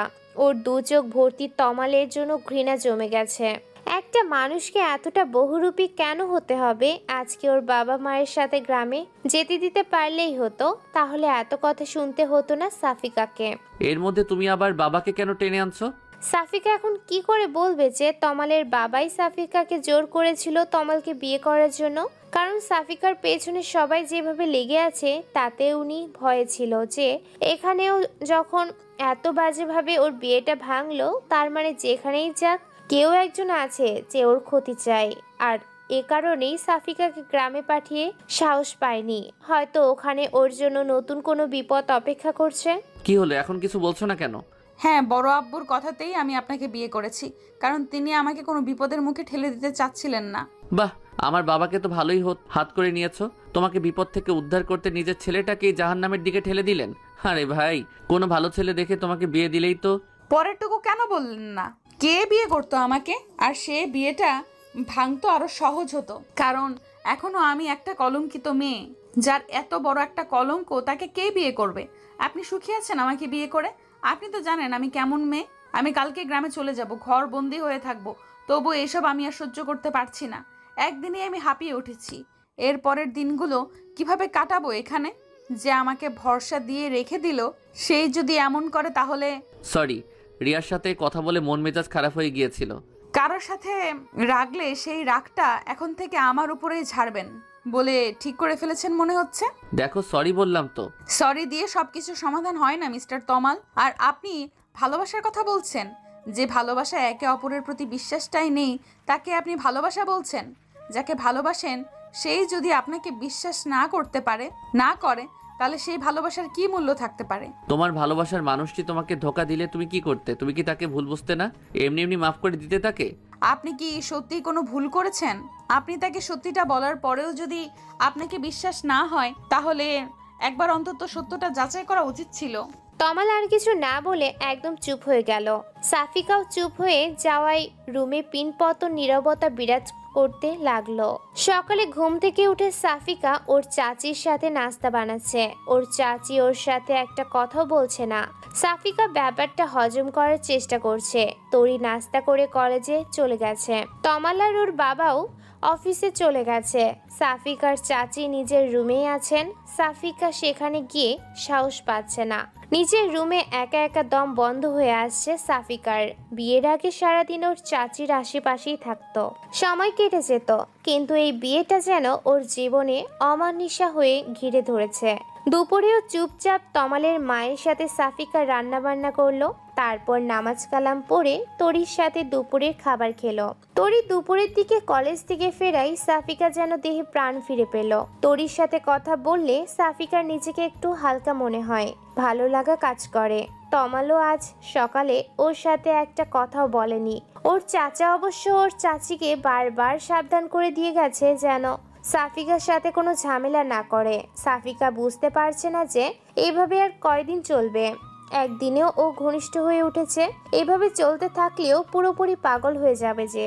তমাল ফোন আর সিম দুইটাই চেঞ্জ করেছে। নতুন সিম থেকে রিয়াকে আরো একবার কল করেছিল দেখা করে সবটা বলার জন্য, কিন্তু রিয়া ওর কোনো কথা না শুনেই কল কেটে দিয়েছে। তমালের সাথে ও আর কথা বলতে চায় না, এটাই স্বাভাবিক। একদিক দিয়ে দেখতে গেলে তমাল তো রিয়াকে ধোকা দিয়েছে, আর একজন ধোকাবাজের সাথে কেই বা সম্পর্ক রাখতে চাই, তার উপর ও আবার বিবাহিত। সাফিকাকে দেখলেই তমালের রিয়ার কথা মনে পড়ে যায়, রাগ উঠে যায়, কিন্তু অনেক কষ্টে রাগগুলোকে কন্ট্রোল করে। সাফিকাও নিজেকে যথাসম্ভব তমালের থেকে দূরে রাখার চেষ্টা করে। তুষার সেই সকালে নাস্তা করে বের হয় আর অনেক রাতে বাসায় ফেরে। সাফিকার বিষণ্ণ মুখটাও দেখতে পারে না। ও বুঝতে পারে যে সাফিকা তমালের সাথে সুখে নেই, তারপরেও কিছু করতে পারে না। সবাই জানে যে পরিস্থিতির মুখে পড়ে তুষার সাফিকাকে বিয়ে করতে চেয়েছিল। কেউ যদি এটা জানতে পারে যে তুষার সাফিকাকে পছন্দ করত, তাহলে ব্যাপারটা সাফিকার জন্য আরো জটিল হয়ে যাবে। এভাবেই কেটে যায় 2 মাস। সাফিকা, তমাল আর তুষারের জন্য এই 2 মাস যেন 2 বছরের মতো। সাফিকা এখনো জানতে পারেনি যে ওর বিয়ে ভাঙার পেছনে কে ছিল। এর মধ্যে তমালকে একবার জিজ্ঞেস করেছিল, ও কিছু জানায়নি। তমালের দিনগুলো বিস্ময় হয়ে উঠেছে। ওর সাথে সাথে ওর সাফিকার জীবনটাও বিষিয়ে তুলেছে। রিয়া বিয়ে করে নিয়েছে, স্বামীর সাথে প্রতিদিন ছবি আপলোড দেয়, যা তমালকে আরো জ্বালিয়ে পুড়িয়ে শেষ করে দিচ্ছে। রিয়ার সাথে কথা বলার পর থেকে তমাল আর রাশেদের সাথে কথা বলেনি। আজ কিজ মনে করে রাশেদের অফিসে চলে গেল দেখা করতে। তমালকে দেখে রাশেদ হাসি মুখে বলল, কি ব্যাপার, বিবাহিত জীবন কেমন যাচ্ছে? তুই এমনটা কেন করলি? কেন মিথ্যা বললি? কারণ আমি রিয়াকে ভালোবাসতাম। আমার আর রিয়ার মাঝখানে তুই চলে এসেছিলি। আমি প্রপোজ করার আগে তুই ওকে প্রপোজ করে দিস, আর রিয়াও রাজি হয়ে যায়। এর আগে অনেক চেষ্টা করেছি তোদের ব্রেকআপ করানোর জন্য, কিন্তু পাইনি। এবার এমন এক চাল দিলাম, সাপও মরল আর লাঠিও ভাঙল না। শুধু রিয়াকেই নয়, সবাইকে মিথ্যাটা আমিই বলেছি। চালটা যে এমনভাবে কাজে লেগে যাবে বুঝতে পারিনি। তুই রিয়াকে পাওয়ার আর কোনো সুযোগ রাখলাম না। এখন রিয়ার সত্যিটা জেনেও কোনো লাভ নেই। তুই বিবাহিত আর রিয়াও। আমি রিয়াকে পাইনি, তোকেও পেতে দিলাম না। ওর কথা শুনে তমালের প্রচণ্ড রাগ হতে লাগলো। যাকে ও নিজের ভাইয়ের মতো ভাবে সেই ওকে এতটা ঘৃণা করে। ও কখনো কল্পনাও করতে পারেনি যে রাশেদ রিয়ার জন্য ওর সাথে এমনটা করবে। তার মানে এসবের পেছনে রাশেদ ছিল। ও আর রিয়ার কারণে সাফিকার জীবনটা নষ্ট হয়ে গেল, আর ও নিজের জীবনের জন্য সাফিকাকেই দোষারোপ করে যাচ্ছিল। সাফিকা সত্যিটা জানতে পারলে কি ওকে ক্ষমা করবে? কিন্তু এতে তো ওর কোনো হাত নেই। রাশেদের কথা শুনে খেপে গিয়ে তমাল ওকে মারার জন্য হাত তুলল, কিন্তু রাশেদ তমালের হাতটা খপ করে ধরে ফেললো। তারপর আস্তে আস্তে ওর কানের কাছে মুখ নিয়ে বলল, আমাকে মারলেই কি সব কিছু ঠিক হয়ে যাবে? রিয়াকে তো আর পাবি না, তবে যাকে পেয়েছি সে তো রিয়ার চেয়েও সুন্দরী। তোর ভাগ্য তো খুলে দিয়েছি আমি। ওরকম রূপবতী বউ কজনের কপালে জুটে বল? সাফিকার সম্পর্কে আর একটা কথাও বলবি না। তোর মতো মানুষের মুখে ওর মতো নিষ্পাপ মেয়ের নাম মানায় না। বাহ, বউকে অনেক ভালোবাসিস মনে হচ্ছে। তাহলে তো রিয়ার কথা এতদিনে ভুলে যাওয়ার কথা। আমি ভাবলাম যে আমাকে থ্যাঙ্কস দিতে এসেছিস। উপস, সরি। তুই তো এর আগে জানতি না যে এসব কিছুর পিছনে আমি ছিলাম। এখন বল, সত্যিটা লুকিয়ে কোনো লাভ নেই, তাই বলে দিলাম। আমার যে কি আনন্দ লাগছে। তুই আমাকে কখনো বন্ধু ভাবিসনি, তাই না? ভাবতাম, তবে রিয়ার সাথে রিলেশনের আগে সবচেয়ে কাছের মানুষ ভাবতাম তোকে, নিজের ভাইয়ের মতো। কিন্তু রিয়াকে যখন প্রপোজ করলি তখন থেকে তুই আমার শত্রু হয়ে উঠেছিলি। আর তোর চাচাতো বোনের বিয়েতে আমাকে জড়িয়ে আর বড় ভুল করেছিলি। তাদেরকে তোর সম্পর্কে মিথ্যাগুলো আমিই বলেছিলাম। তারা বিশ্বাস না করে কোথায় যাবে? কলটা তো তোর নাম্বার থেকেই করেছিলাম। তোর বাবা কি এমনি এমনি তোর সাথে সাফিকার বিয়ে দিতে চাচ্ছিল? কারণ তিনি তো এটা জানেন যে কলটা তুই করেছিলি। বলেই আবার হাসতে লাগলো রাশেদ। তমাল রাগে কথা বলার শক্তিটাও যেন হারিয়ে ফেলেছে। নিজের হাতটা মুঠো করে জোরে করে রাশেদের টেবিলে মারতেই টেবিলের উপরে কাঁচটার টুকরো হয়ে গেল, আর তমালের হাতের মধ্যেও কাচের কয়েকটা টুকরো বিঁধে গেল। ওই অবস্থাতেই তমাল রাশেদের অফিস থেকে বের হয়ে গেল, আর শেষে একটা কথাই বলল, কাজটা তুই মোটেও ঠিক করিসনি রাশেদ। এই পাপের শাস্তি তোকে পেতেই হবে। এতগুলো জীবন নষ্ট করে তুই কখনো সুখী হতে পারবি না। কাজটা না হয় আমি পাল্টে নেব, কিন্তু তোর জীবনটা তো আর তুই পাল্টাতে পারবি না। রাশেদের ওখান থেকে বের হয়ে তমাল হাতের ব্যান্ডেজ করে বাসায় চলে গেল। অফিস থেকে আজ দুপুরেই বের হয়েছিল, তাই আজ তাড়াতাড়ি বাসায় ফিরল, আর অফিসে যাওয়ার মুড ছিল না। সাফিকা খাওয়া দাওয়া শেষে একটু শুয়েছিল। তরি কোচিংয়ে গিয়েছে। তমালের মা নিজের রুমে শুয়ে আছেন। তুষার বাসায় নেই। কলিং বেলের আওয়াজে ঘুম ভেঙে গেল সাফিকার। এই সময়টাতে সাধারণত কেউ আসে না। ঘুম চোখে সাফিকা দরজা খুলেই অবাক হয়ে গেল। তমালের ডান হাতে ব্যান্ডেজ দেখে আরো অবাক হয়ে গেল। সাফিকা দরজা বন্ধ করে অস্থির হয়ে বলল, হাতে কি হয়েছে? আর এত তাড়াতাড়ি ফিরলে যে, কিছু হয়েছে? আগে রুমে যেতে হবে নাকি এখানেই জেরা করতে থাকবে? তমালের এই কথা শুনেই সাফিকা একদম চুপ হয়ে গেল। তমাল ঠিক করে নিয়েছে আজ থেকে সাফিকার সাথে আর কোনো খারাপ ব্যবহার করবে না। রিয়া যদি বিয়ে করে নিয়ে ভালো থাকতে পারে, ও কেন পারবে না? এখানে রিয়ার যেমন কোনো দোষ নেই, তেমনি সাফিকা বা তমালেরও কোনো দোষ নেই। তাহলে ও কেন শুধু শুধু সাফিকাকে কষ্ট দিবে? ও নিজের জন্য সাফিকার জীবনটা নষ্ট হতে দিবে না। রুমে ঢুকে নিজের মেজাজটাকে একটু ঠান্ডা করে সাফিকাকে উদ্দেশ্য করে বলল, এক গ্লাস ঠান্ডা পানি দিতে পারবে? খুব পিপাসা পেয়েছে। তমালের প্রথম নিচে থেকে সাফিকার কাছে কিছু চাইলো। সাফিকা খুশি মনে দৌড়ে চলে গেল পানি আনতে। পানি এনে তমালকে দিতেই ও বলল, ধন্যবাদ। হঠাৎ করে ধন্যবাদ কেন দিলেন? আমার জীবনে আসার জন্য।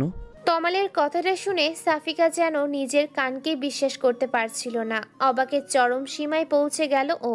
নিজের কপালে হাত দিয়ে দেখতে লাগলো যে ও কোনো ঘোরের মধ্যে আছে কিনা, ও অসুস্থ কিনা। কিন্তু ও পুরোপুরি ঠিক আছে বুঝতে পেরে ধপ করে বিছানার উপর বসে পড়ল।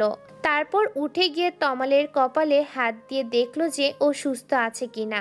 তারপর অবাক হয়ে বলল, আপনি কি অসুস্থ নাকি মাথায় আঘাত লেগেছে? ড্রিঙ্ক করেননি তো? কি হয়েছে আপনার? আপনি ঠিক আছেন তো?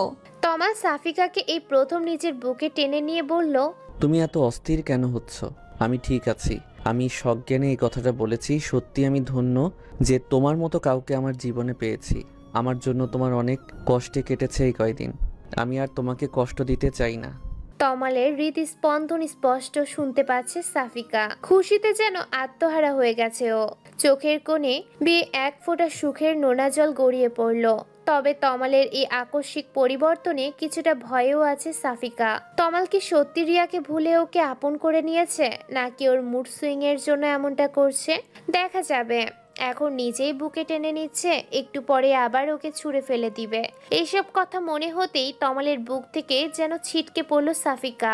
সাফিকার এমন করাই তমালের হাতে আঘাত লাগলো আর ও ব্যথা পেয়ে বলল, কি করছো? হাতে লাগছে তো।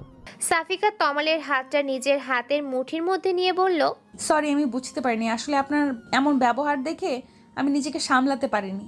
হাতে কি হয়েছে তা শুনবে না? নাকি আমার কোনো কিছু নিয়ে তোমার কোনো মাথা ব্যথাই নেই? আপনি তো রিয়াকে ভালোবাসেন, তাই। আর একবার আমাদের মাঝে কারো নাম নিবে না। আমি তোমার স্বামী আর তুমি আমার স্ত্রী। এখন এটাই সত্য। আমি আমার অতীতগুলোকে মনে করে তোমার জীবনটাকে শেষ করে দিতে পারি না। করুণা নাকি ভালোবাসা? তোমার যেটা মনে হবে সেটাই। আমি তো কারোর করুণার পাত্রী হয়ে থাকতে চাই না। আমি কারোর করুণা নয়, ভালোবাসা চাই। আশা করি বুঝতে পেরেছেন। তমাল কি বলবে বুঝে উঠতে পারছে না। ভালোবাসা কি এত সহজে হয়? ও কি সত্যি সাফিকাকে ভালোবাসে, নাকি করুণার বশে ওকে ভালোবাসতে চাইছে? ও নিজেও বুঝতে পারছে না, কিন্তু ও আর সাফিকাকে কষ্ট দিতে চাচ্ছে না। তাই কোনো কিছু না ভেবেই বলে দিল, ভালোবাসি মিস সাফিকা। কথাটা শুনেই সাফিকা কান্না করতে করতে তমালের বুকে ঝাঁপিয়ে পড়ল। তারপর বলল, আমি জানতাম আপনি একদিন না একদিন আমাকে ঠিক মেনে নেবেন। বিয়ের বন্ধনটা যে এমনই শক্ত বন্ধন যা নির্দয়ের মনেও ভালোবাসা সঞ্চার করে দেয়। এটা যে পবিত্র একটা বন্ধন। বিশ্বাস করুন, আমার এত দিনের সব কষ্টগুলো হাওয়ায় মিলিয়ে গিয়েছে আপনার একটা কথাতেই। কথা দিন আর কখনো আপনি আপনার সিদ্ধান্ত বদলাবেন না, আর কখনো আমাকে কষ্ট দিবেন না। তমাল ভাবতেই পারেনি যে সাফিকা ওকে এত সহজে গ্রহণ করে নিবে। ও ভেবেছিল যে সাফিকাকে মানাতে ওকে অনেক কাঠখড় পোড়াতে হবে। অনেক খারাপ ব্যবহার করেছে এই কয়দিনে। তমাল সাফিকাকে নিজের বুকে আরো শক্ত করে চেপে ধরে বলল, কথা দিচ্ছি আর কখনো তোমাকে কষ্ট দিব না। তোমার ভালো থাকাই আমার ভালো থাকা, তোমার খুশি আমার খুশি। আর আমার দুঃখগুলো কষ্টগুলো সেগুলোর ভাগ নেবেন না। তবে আমি তোমার জীবনে দুঃখ কষ্টটাকে আর আসতে দিব না। আমি চাই আর কোনো কষ্ট যেন তোমাকে ছুঁতে না পারে। তমাল যেমন ভাবতে পারেনি যে সাফিকা এত তাড়াতাড়ি সব মেনে নিবে, তেমনি সাফিকাও ভাবতে পারেনি যে তমাল ওকে এত তাড়াতাড়ি ভালোবেসে ফেলবে। সন্ধ্যা থেকে তমালের ভীষণ জ্বর, বিছানা ছেড়ে উঠতে পারছে না। একে তো হাতের ব্যথা, তার উপরে জ্বর। দুপুরেও কিছুই খায়নি, বলেছে যে দুপুরে বাইরে খেয়ে এসেছে। রাতে তুষার ওষুধ এনে দিল, সাফিকা স্যুপ বানিয়ে খাইয়ে দিল, তারপর ওষুধ খাইয়ে দিল। তবুও জ্বর কমার নাম নেই। রাতের সাথে সাথে জ্বরও যেন বাড়ছে। সাফিকা একটা টুল নিয়ে তমালের মাথার কাছে বসে জলপট্টি দিয়েই যাচ্ছে। যতক্ষণ জলপট্টি দিচ্ছে ততক্ষণ একটু নীরব থাকে তমাল। জলপট্টি দেওয়া বন্ধ করলেই তমাল ছটফট করতে থাকে। সাফিকা নিজের ঘুম বাদ দিয়ে তমালের কপালে জলপট্টি দিয়ে যাচ্ছে। বারবার ঘুমে ঢুলে পড়ছে সাফিকা। তারপরেও রাত জেগে তমালের সেবা করে যাচ্ছে। জ্বরে তমালের যেন কোনো হুঁশ নেই, মরার মতো পড়ে আছে। মাঝরাতের দিকে তমালের হুঁশ ফিরে। জ্বর কিছুটা কমেছে, তবে শরীরটা ভীষণ দুর্বল। উঠে বসার মতো শক্তিটুকুও যেন নেই। ও দেখে যে ওর পাশেই বিছানার উপর হাতের উপর মাথাটা দিয়ে ঘুমিয়ে আছে সাফিকা। সাফিকার মুখটা আজ ভালো করে খেয়াল করে তমাল। কি যেন এক মায়ায় আচ্ছন্ন হয়ে আছে সাফিকার মুখটা, যা তমালকে বারবার আকর্ষণ করছে। এতদিন এই মায়ায় কেন পড়েনি তমাল? নাকি এতদিন সাফিকাকে কখনো ভালো করে দেখেইনি? তমাল বিছানা থেকে নামতে গিয়ে আবার বিছানার উপর বসে পড়ে। শরীরটা যেন উঠতে সায় দিচ্ছে না। সাফিকাকে ডাকতে গিয়েও ডাকে না তমাল। পুরোপুরি হুঁশ না থাকলেও তমাল এটা বুঝতে পেরেছে যে সাফিকা নিজের ঘুম বাদ দিয়ে সারা রাত ওর সেবা করেছে। সাফিকার কপালের উপর থেকে চুলগুলো সরাতেই তমালের হাতের স্পর্শ পেয়ে ঘুম ভেঙে যায় সাফিকার। সাফিকা এক লাফে টুল থেকে উঠে পড়ে। তারপর তমালের সামনে গিয়ে ওর কপালে হাত দিয়ে দেখে যে জ্বর অনেকটা কমে গেছে। তমাল হেসে ফেলে, তারপর বলে, আমি ঠিক আছি। বিছানায় শোয়া বাদ দিয়ে তুমি টুলের উপরে কেন ঘুমাচ্ছিলে? সাফিকা তমালের কপাল থেকে এক হাত সরিয়ে নিয়ে বলতে থাকে, না মানে কখন ঘুমিয়ে পড়েছি বুঝতে পারিনি। আপনার এখন কেমন লাগছে? বিছানা থেকে উঠেছেন কেন? আমার এখন একটু ভালো লাগছে।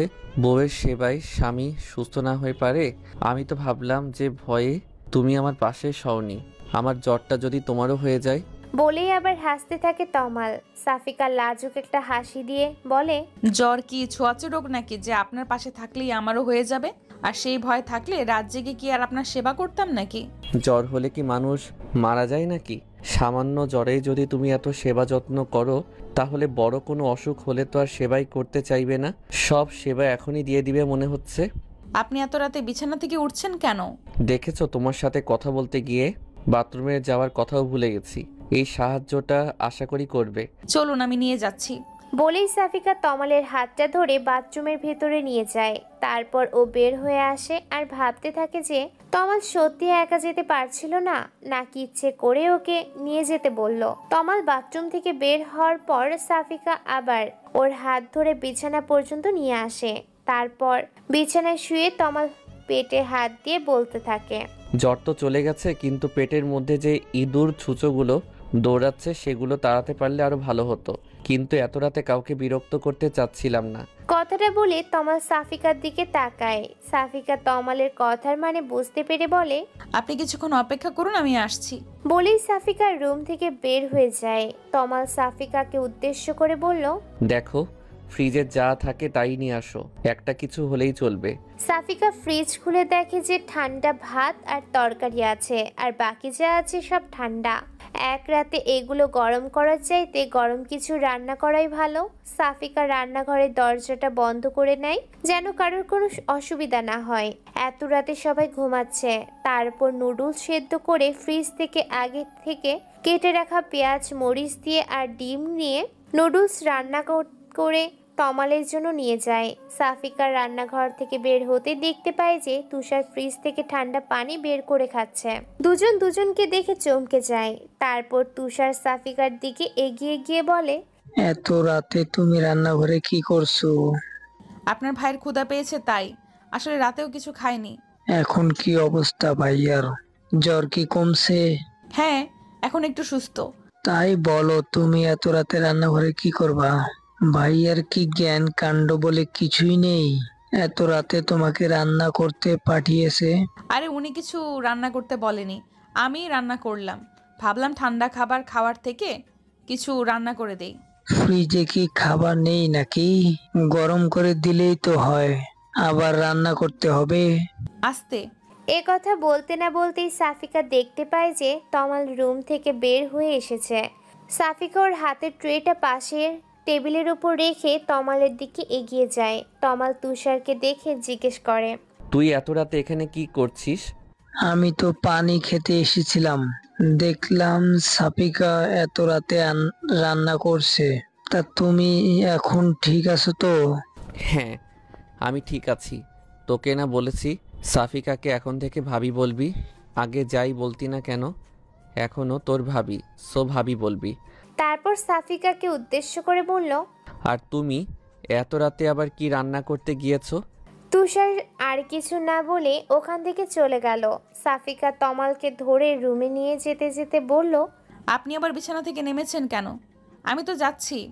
আমি কি তোমাকে রান্না করতে বলেছি নাকি? আচ্ছা, কথা না বলে চুপচাপ এখানে বসুন, আমি খাবারটা নিয়ে আসি। তারপর নুডলস এনে চামচ দিয়ে তমালকে খাইয়ে দিতে লাগলো সাফিকা। তমাল চামচটা সাফিকার মুখের দিকে দিয়ে বলল, আমি একাই খাবো নাকি? তুমিও খাও। এত কষ্ট করে রান্না করলে একটু টেস্ট করে দেখবে না? সাফিকা নিজের মুখ সরিয়ে নিয়ে তমালকে বলল, আমি তো রাতে খেয়েছি, আপনি খান। আর আমার রান্নার টেস্ট আমার জানা আছে। তমাল জোর করে সাফিকাকে খাইয়ে দিয়ে বলল, আমার সাথে খাও এখন। আমার বউয়ের হাতে রান্না যে এত সুস্বাদু তা তো আগে জানতাম না। সাফিকা মুখের খাবারটা শেষ করে নিয়ে বলল, আগে কি আমাকে বউ ভেবেছেন? আমাকে তো শুধুমাত্র একটা সমস্যাই মনে করেছেন, আর সমস্যা মানেই তো বিরক্তিকর জিনিস। ওকে, নেক্সট টাইম আমার বউকে বউ হিসেবেই দেখব আর তার সব দিকেই খেয়াল রাখবো। এখন এটাই যে আমার দায়িত্ব। এতদিন তো কোনো অন্ধকারে ডুবেছিলাম, আজ আলোর দিশা খুঁজে পেয়েছি। সেই আলোয় আমি আমাদের বাকি জীবনটা আলোকিত করে নিতে চাই। খাওয়া শেষ করে সাফিকাও তমালের পাশে শুয়ে পড়ল। তমালের জ্বর কিছুটা কমলেও ও শরীরের উত্তাপ সাফিকা অনুভব করতে পারছিল। সকালে তমাল অনেকটা সুস্থ হয়ে উঠলেও তমালের বাবা মা ওকে অফিসে যেতে বারণ করলো। তমালও অফিস থেকে একদিনের ছুটি নিয়ে নিল। ওর হাতে কি হয়েছিল তা এখনো কেউ জানে না। আর আশ্চর্যের ব্যাপার হচ্ছে কেউ কিছু জানতেও চায়নি। ব্যাপারটা তমালের জন্য ভালোই হয়েছে, না হলে সবাইকে মিথ্যা বলতে হতো। সত্যিটা তো আর বলা যাবে না। হাতের ড্রেসিং করানোর জন্য তমাল হাসপাতালে যাবে শুনে সাফিকা ওর পিছু নিল। তমালের অনিচ্ছা সত্ত্বেও সাফিকার অনুরোধ ফেলতে পারল না। সাফিকা আজ প্রথম তমালের সাথে বাইরে বের হয়েছে। এক রিকশায় দুজনে পাশাপাশি বসেছে। এই যেন এক অন্যরকম অনুভূতি। সাফিকার স্বপ্নগুলো যেন পূরণ হতে চলেছে এক এক করে। তমালের সাথে রিকশায় যেতে ভালোই লাগছে ওর কাছে। তমাল রিয়ার সাথে অনেকবার অনেক জায়গায় ঘুরেছে, তবে আজ সাফিকার সাথে ঘুরতে ওর অন্যরকম ভালো লাগছে। যদিও ওরা ঘুরছে না, ডাক্তারের কাছে যাচ্ছে, তারপরেও এটাকেও এক ধরনের ঘোরাঘুরি মনে হচ্ছে। ডাক্তার দেখানো শেষে ওষুধ নিয়ে ওরা আবার বাসার উদ্দেশ্যে রওনা দিল। সাফিকা এর আগে শহরে তেমন একটা আসেনি, আসলেও কিছু ঘুরে দেখেনি। আজ তমালের সাথে বের হয়ে মনে হচ্ছে সারা শহর একদিনে ঘুরে শেষ করে দেবে। তমাল অসুস্থ না হলে সাফিকা আজকে ওকে নিয়ে ঘুরতে বলতো, কিন্তু এখন এই কথা বলাটা ঠিক হবে না। তমাল হয়তো সাফিকার মনের অবস্থাটা বুঝতে পেরেছিল, তাই রিক্সাওয়ালাকে বলল পাশের একটা রিসোর্টে নিয়ে যাওয়ার কথা।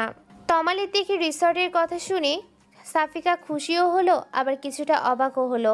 তারপর বলল, বাসায় যাবেন না? এখন আবার রিসোর্ট কেন? আপনি না অসুস্থ? তুমি এত কথা বলো কেন? আমি কি অনেক অসুস্থ নাকি? হাতে একটু লেগেছে আর কি। আচ্ছা, আপনার হাতটা কাটলো কিভাবে?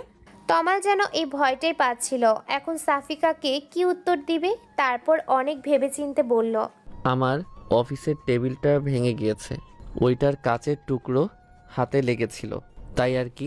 আপনার হাতে কি করে লাগলো? কিভাবে আবার? আমার হাতটা ওখানেই ছিল।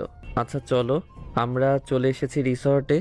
তারপর দুজনে অনেক মজা করলো। দুপুরে কিছুটা পরে বাসায় ফিরতে তমালের মা তমালের দিকে এগিয়ে এসে বলল, দেখি বাবা, তুই ঠিক আছিস তো? ডাক্তার দেখাতে এত সময় লাগে? কোথায় ছিলি তোরা? মা, তুমি একটু বেশি চিন্তা করছো। আমি তো ঠিক আছি। আমি সাফিকাকে একটু ঘুরিয়ে নিয়ে আসলাম। সারাদিন বাসার মধ্যে বন্দি থাকে। ঘরে বান্দি তো আমিই থাকি। কই, আমার কথা তো কেউ কখনো এভাবে চিন্তা করে না। আর বউ আসতে না আসতেই বান্দি হয়ে গেল। মা, তুমি বিষয়টাকে অন্যভাবে কেন নিচ্ছ? সাফিকা গ্রাম থেকে এসেছে, এমন পরিবেশে থেকে ও অভ্যস্ত নয়। আর তাছাড়া ওর উপর দিয়ে যা ধকল যাচ্ছে তোমার বোঝা উচিত। তুমি ওকে একটু সাপোর্ট করবে তা নয়, তুমি ওর উপর আরও প্রেশার ক্রিয়েট করছো। তুমি কেন ওকে আপন করে নিতে পারছো না? সাফিকা তমালের হাত ধরে ওকে শান্ত করানোর চেষ্টা করলো আর বলে উঠল তমালের উদ্দেশ্যে, আপনি চাচিকে এইসব কি বলছেন? চুপ থাকুন। চাচি আমাকে অনেক ভালোবাসে, আপনি শুধু শুধু ভুল বুঝছেন। আমার ছেলেটাকে তো হাত করে নিয়েছিস, আর স্বামীকে তো অনেক আগেই হাত করে রেখেছিস। আমাকে হাত করা এত সহজ নয়। বলেই উনি ওখান থেকে চলে গেলেন। তমাল নিজের মাকে বোঝানোই ব্যর্থ হয়ে সাফিকার সাথে রুমে চলে গেল। সাফিকার মনটা খারাপ হয়ে গেল। ওর জন্য ওর চাচি তমালকে ভুল বুঝছে, আর তমালেরও ওর মায়ের সাথে সম্পর্কটা নষ্ট হয়ে যাচ্ছে। এভাবে চলতে দেওয়া যায় না। সানিয়া আজ ফোন করে জানালো যে সাফিকার বিয়ে হয়ে গেছে শুনে রিমন নাকি আবার বিদেশে চলে গেছে। কথাটা শুনে সাফিকা যেন খুশিতে লাফিয়ে উঠল। তমাল অনেকদিন পর সাফিকাকে এত খুশি দেখে জিজ্ঞেস করলো, কি ব্যাপার, আজ তোমাকে এত খুশি কেন লাগছে? সাফিকা খুশিতে তমালকে জড়িয়ে ধরে বলল, আমি ওই রিমন ইডিয়েটটা আমার বিয়ের কথা শুনে আবার বিদেশে চলে গেছে। আমার কি যে ভালো লাগছে, আমি আবার বাড়ি যেতে পারবো, আনন্দে ঘুরে বেড়াবো, ভাবতেই ভালো লাগছে। তমাল সাফিকার কাঁধে হাত রেখে বলল, আমাকেও নেবে নাকি একাই পাড়ি জমাবে? তমালের কথা শুনে সাফিকা যেন মেঘ না চাইতেই জল পেয়ে গেল। খুশির পরিমাণ দ্বিগুণ করে বলল, আপনি যাবেন আমার সাথে? তুমি নিলে তো যেতেই পারি। আগে ছিল দাদু বাড়ি, এখন তো শ্বশুর বাড়ি, যেতে তো হবেই। তবে কিছুদিন ওয়েট করতে হবে, পারবে তো? খুব পারবো। তারপর সাফিকা দিন গুনতে শুরু করলো যে কবে বাড়ি যাবে।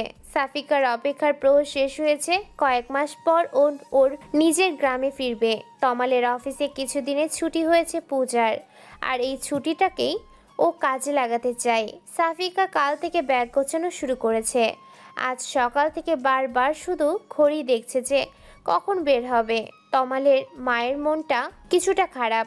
উনি ভেবেছিলেন যে তমাল হয়তো সাফিকাকে মেনে নিতে পারবে না, কিন্তু এখন দুজনকে একসাথে দেখে কিছুটা মন খারাপ হলেও নিজের ছেলের হাসি মুখ দেখে সব ভুলে গেছেন। উনি তো এটাই চেয়েছিলেন যে তমাল খুশি থাকুক। সাফিকার সাথে যদি তমাল খুশি থাকে তাতে ক্ষতি কি? সাফিকা ভেবেছিল যে তমালের মা গোমরা মুখে ওদের বিদায় দিবে, কিন্তু বের হওয়ার একটু আগে তমালের মা সাফিকাকে ডেকে পাঠালো। তারপর সাফিকার হাত দুটি ধরে বলতে লাগলো, সাফিকা, তুই আমাকে ক্ষমা করে দিস। নিজের চাচি হয়েও তোকে অনেক কষ্ট দিয়েছি, কিন্তু তুই আমার কত খেয়াল রেখেছিস। আমার পরিবারের জন্য তোর মতো মেয়েই ঠিক। আমার সংসার পরিবার সব কি সুন্দর করে গুছিয়ে ফেলেছিস এই কয়দিনে। আমি আসলেই তমালের বিষণ্ণতাকে মেনে নিতে পারছিলাম না। আমি ওর জন্যই তোকে দেখতে পারতাম না। আমি বুঝতে পারিনি যে একটা ভালো বউ হলে ভালোবাসা দিয়ে সে সব কিছু জয় করে নিতে পারে। এখন আমার তুষারের জন্য এমন লক্ষ্মী একটা মেয়ে পেলেই হবে। এতটুকু বলতে উনি কান্না করে দিলেন। সাফিকা ওর শাশুড়ির হাতে হাত রেখে বলতে লাগলো, চাচি, আপনার জায়গায় অন্য কেউ থাকলেও হয়তো একই কাজ করত। সব মায়েরাই চায় যে তাদের সন্তান সুখে থাকুক। আপনিও তাই চেয়েছিলেন, এতে দোষের কিছু নেই। আর আমি কষ্ট পেয়েছি ঠিক, তবে আপনি তো আমার উপর কোনো অত্যাচার করেননি। আর এই কয়দিনের জমিয়ে রাখা কথাগুলো না হয় আমরা সারা জীবন ধরে চালিয়ে যাব। এখনো চাচি মা বলবি না? আমারও তো এখন দুইটা মেয়ে, তোরই আর তুই। আর এই গয়নাগুলো রাখ, এগুলো তমালের বউয়ের জন্য গড়িয়ে রেখেছিলাম, এতদিন দেইনি, তবে আজ সময় এসেছে এগুলো তার প্রকৃত হকদারের কাছে পৌঁছানোর। সাফিকা ওর শাশুড়ির হাত থেকে গয়নাগুলো নিতে নিতে বলল, এগুলোর কি দরকার ছিল? আপনাদের ভালোবাসাই আমার কাছে যথেষ্ট। একটা মেয়ের কাছে তার পরিবারের ভালোবাসার চাইতে বড় আর কি হতে পারে মা? সাফিকার মুখে মা ডাক শুনেই উনি সাফিকাকে জড়িয়ে ধরে কান্না করতে থাকেন। তারপর বলেন, আমার ছেলেটাকে ওখানে দেখে শুনে রাখিস মা। মায়ের মন বুঝিসই তো। আপনারাও চলেন, অনেক দিন যান না, ভালো লাগবে সবাই একসাথে গেলে। বিয়ের পর তোমার প্রথম শ্বশুরবাড়ি যাচ্ছে, সেখানে আমরা সবাই কি করে যাই? এবার তোরা ঘুরে আয়, তারপর আমরা সবাই একসাথে যাব। সাফিকা ভীষণ খুশি যে ওর চাচি আবার ওকে আগের মতো ভালোবাসা শুরু করে দিয়েছে। তোরি এতক্ষণ দরজার কাছে দাঁড়িয়ে সবটা শুনছিল। এবার এসে নিজের মায়ের গলা জড়িয়ে ধরে বলতে লাগলো, আমার মতো দেখছি বৌমাকে পেয়ে নিজের মেয়েকে এবার ভুলে যাবে। সাফিকা আপু, সরি ভাবি, তুমি তো দেখছি জাদু জানো, কয়দিনে আমাদের পরিবারের রং পাল্টিয়ে দিয়েছো। তমালের মা নিজের মেয়ের নাক ধরে বলতে লাগলেন, ওর থেকে তোর শিখতে হবে কি করে সংসার করতে হয়। তোরি নিজের নাক থেকে মায়ের হাত সরিয়ে দিয়ে বলল, মা, তোমার এই বাচ্চা মেয়েটাকে আগে বড় হতে দাও, তারপর না হয় সংসার করা শিখিও। আর কত বড় হতে চাস? তুষারের জন্য একটা টুকটুকে বউ এনেই তোর বিদায়ের ব্যবস্থা করব, তাহলেই আমি নিশ্চিত।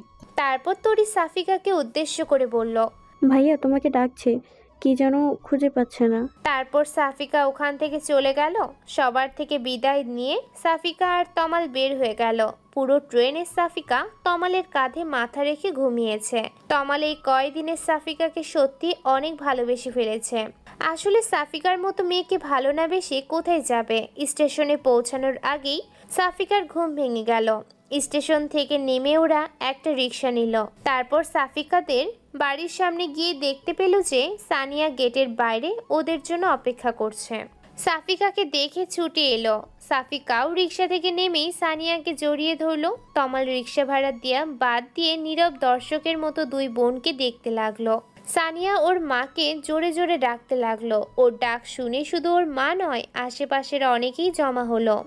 এতদিন পর সাফিকাকে দেখে সবাই অনেক খুশি। তমালকে যেন কারো চোখেই পড়ছে না। তমাল রিক্সা ভাড়া মিটিয়ে ব্যাগগুলো নিতে যাবে, তখন সাফিকার বাবা এসে একটা ছেলেকে ইশারা করতে ব্যাগ নিয়ে বাড়ির ভিতরেই চলে গেল। সাফিকার বাবা সবাইকে উদ্দেশ্য করে বলল, এই যে আমার সাফিকার বর, তোমরা তো পাগল হয়ে গিয়েছিলে ওকে দেখার জন্য, এবার দেখো। সাফিকার বাবার কথা শুনে সানিয়া আর সাফিকা সহ সবাই ওই দিকে তাকালো। সাফিকার পাশের বাড়ির এক চাচি বলে উঠল, এ তো আমাদেরই ছেলে, একে আর নতুন করে দেখার কি আছে। তারপর আস্তে আস্তে সাফিকাদের বাড়ির সামনে থেকে ভিড় কমতে লাগলো। সাফিকা অনেকদিন পর নিজের রুম পেয়ে ভীষণ খুশি। ফ্রেশ হয়ে বিছানায় শুয়ে পড়ল। তমাল ফ্রেশ হয়ে বাথরুম থেকে বের হয়ে দেখে যে সাফিকা শুয়ে আছে। তমাল বিছানায় বসে বলল, নিজের বাড়ি এসে আমাকে দেখছি ভুলেই গেছো, আমার কথা কি মনে আছে? তমালের কথা শুনে সাফিকা বিছানা থেকে উঠে পড়ল। এতক্ষণ তমালের কথা ওর আসলেই মনে ছিল না। এবার তমালের দিকে তাকিয়েই বলল, আপনাকে কি করে ভুলতে পারি বলুন? এরকম জলজান্ত একজন মানুষ সামনে থাকতে তাকে ভুলে যাব? তমাল সাফিকার দিকে এগিয়ে যেতে যেতে বলল, আমার তো তাই মনে হচ্ছে। আপনার মনে হলেই হলো, আমাদের গ্রামে এসেছেন, তাই আমি আপনাকে সারা গ্রাম ঘুরে দেখাবো। আজকেই তুমি ক্লান্ত হয়ে যাওনি? আর এমনভাবে বলছো যেন এই গ্রামে আমি প্রথম আসলাম। নিজের বাড়িতে আসতে কেউ ক্লান্ত হয়? আমার তো এখনই ছুটে যেতে ইচ্ছে করছে। যাবেন? নিজের গ্রাম হলেও আপনি এখনও এর কিছুই চিনেন বলে মনে হয় না। তা অবশ্য ঠিক। আর এখন যাবে? মাত্র আসলাম। তমাল এই কথা বলতেই সানিয়া ওদের রুমে ঢুকে পড়ল। সাফিকা আর তমাল পাশাপাশি শুয়ে আছে দেখে সানিয়া মুখ ঘুরিয়ে নিয়ে বলল, সরি, আমি নক না করেই রুমে ঢুকে পড়েছি। আসলে মা ডাকছে খাওয়ার জন্য। তমাল আর সাফিকা উঠে বসলো। তারপর তমাল বলল, মুখ ঘোরাতে হবে না, ভেতরে আসো, বসো। এখন বসবো না, তাড়াতাড়ি আসুন, ক্ষুধা লাগেনি আপনাদের? খাওয়া দাওয়ার পর সাফিকা সানিয়ার সাথে গ্রাম দেখতে বেরিয়ে পড়ল। তমাল অনেক ক্লান্ত ছিল, তাই শুয়ে পড়ল। সন্ধ্যা হয়ে গেছে, তবুও সাফিকাদের ফেরার নাম নেই। তাই তমাল ওদের খুঁজতে বেরিয়ে পড়ল, কিন্তু গ্রামে তেমন কিছুই চেনে না। কোথায় বা ওদের খুঁজবে? সানিয়া আর সাফিকা বাড়ি ফিরে আসলেও যে ওদের খুঁজতে বেরিয়েছে সেই তমালের আর খোঁজ নেই। ফোনটাও রেখে গিয়েছে। সন্ধ্যা কেটে রাত হয়ে যাচ্ছে, তবুও তমালের ফেরার নাম নেই। সাফিকা ভীষণ চিন্তায় পড়ে গেল। এদিকে তমালের মা ফোন দিচ্ছে বারবার। সাফিকা কি বলবে বুঝতে পারছে না। সবাই খুব চিন্তা করছে। সাফিকার বাবা লোক পাঠিয়েছে তমালকে খোঁজার জন্য, নিজেও খুঁজতে বেরিয়েছে। রাত কিছুটা গভীর হয়ে গেছে। সাফিকার কান্নাগুলোকে চেপে রেখে তমালের ফেরার অপেক্ষায় আছে। এমন সময় সাফিকার বাবা তমালকে নিয়ে আসলো। তমালের মাথায় কেউ একজন লাঠি দিয়ে আঘাত করেছে পেছন থেকে। সে একজন আর কেউ নয়, চেয়ারম্যানের ছেলে রিমন। তার মানে ও বিদেশে যায়নি, সবাইকে মিথ্যে বলেছিল যেন সাফিকা গ্রামে আসে। তমালকে আরো মারতো, কিন্তু ভাগ্যক্রমে সেখানে সাফিকার এক চাচা সেখানে পৌঁছে যায়। আর তাকে দেখে রিমনরা চলে যায়, কারণ ওর চাচার সাথে আরো কিছু লোকজন ছিল। ওনারা একটা কাজ থেকে ফিরছিলেন। তারপর ওনারই তমালকে ডাক্তারের কাছে নিয়ে গিয়েছিল। তমালের ব্যান্ডেজ করা শেষ হলেই ওনারা সাফিকার বাবাকে খবর দেয় আর বাড়ি নিয়ে আসে। তারপর তমালের মাথায় ব্যান্ডেজ দেখেই সাফিকা ছুটে যায় ওর কাছে। তারপর কান্না করতে করতে বলে, আপনি একা কেন বের হয়েছিলেন? কালকেই আমরা ফিরে যাব, আর আপনাকে এখানে আসতে দিব না। তমাল রুমে গিয়ে সাফিকাকে শান্ত করে বলল, আরে কিছুই হয়নি, আমি ঠিক আছি এখন। তুমি চিন্তা করবে বলে তোমাকে জানাতে বারণ করেছিলাম। হাসপাতালে গিয়ে কান্নাকাটি শুরু করতে, আর ওই রিমনের ভয়ে তোমাকে ফিরে যেতে হবে না। আমি পুলিশে খবর দিয়েছি, ওরা ওর ব্যবস্থা করবে। আমরা যে কয়দিন আছি ও আর আমাদের বিরক্ত করতে পারবে না। আর বাসায় এই কথা জানানোর প্রয়োজন নেই, মা অযথা চিন্তা করবে। সাফিকা তমালের মাথাটা ঘুরে ফিরে দেখছিল। তমাল এক টানে সাফিকাকে নিজের বুকে টেনে নিয়ে বলল, তুমি পাশে থাকলে এসব ছোটখাটো আঘাতে আমার কিছুই হবে না। তুমি তো আছোই সেবা করার জন্য। বউয়ের সেবা পেলেই আমি সুস্থ হয়ে যাব। সাফিকা তমালকে আরো শক্ত করে জড়িয়ে ধরে বলল, আর কখনো এরকমটা করবেন না। নিজের খেয়াল রাখতে পারেন না? আপনার কিছু হয়ে গেলে আমার কি হবে? মাকে কি জবাব দিতাম? আচ্ছা, এখন তো আমি ঠিক আছি নাকি? এইবার কান্না থামাও আর একটু হাসো। এই অবস্থায় কেউ হাসতে পারে? তুমি হাসতে পারবে, হাসো। তারপর সাফিকা ওর মনে থাকা সব আশঙ্কাগুলো তমালকে জানায়। তমালকে না পাওয়ায় ও কিসের কিসের ভয় পাচ্ছিল সেগুলো শুনে তমাল হাসতে থাকে। পরদিন দুপুরের মধ্যেই তমালের মা, বাবা, তরি, তুষার সবাই এসে হাজির হয়। তমালের মা তমালকে জড়িয়ে ধরে কান্না করতে থাকে। তমাল মানা করলেও সাফিকার বাবা ওর বাবাকে সবটা জানিয়ে দিয়েছে। সাফিকা ভয়ে ছিল যে তমালের মা হয়তো ওকে আবার কথা শোনাবে, কিন্তু তার কিছুই হলো না। বরং তিনি সাফিকাকে জানালো যে এখানে আর ওকে আসতে দিবে না। আবার যদি কোনো বিপদ হয় সাফিকা বা তমাল কাউকে আর এখানে বেশি আসতে দিবে না। সাফিকার পরিবারই ওখানে গিয়ে ওদেরকে দেখে আসবে, এক জায়গায় দেখা হলেই চলবে। তমাল সবাইকে বোঝানোর চেষ্টা করলো যে রিমন আর ওদের বিরক্ত করবে না, কিন্তু ওরা কথা কেউ মানতে নারাজ। তমালের মা পরদিনই ওদের সবাইকে নিয়ে ফিরে গেল। সাফিকা তমালের কথা চিন্তা করে আর থাকতে চাইল না। ও চায় না যে ওর জন্য তমালের আর কোনো ক্ষতি হোক। সাফিকা আজও মনে করে যে রিমনি খোঁজ নিয়ে ওর বিয়ে ভেঙেছিল। তমালও হয়তো সত্যিটা কখনো ওকে জানাবে না। আসলে সব সত্যি সবাই না জানলেও হয়তো চলে, কিন্তু সত্য না জানাই ভালো। 3 বছর পর আজ তুষারের বিয়ে। পারিবারিকভাবে ওর বিয়েটা হচ্ছে। সাফিকা ওর 1.5 বছরের বাচ্চাটাকে তমালের মায়ের কাছে দিয়ে বলল, মা, আপনার নাতনির দায়িত্ব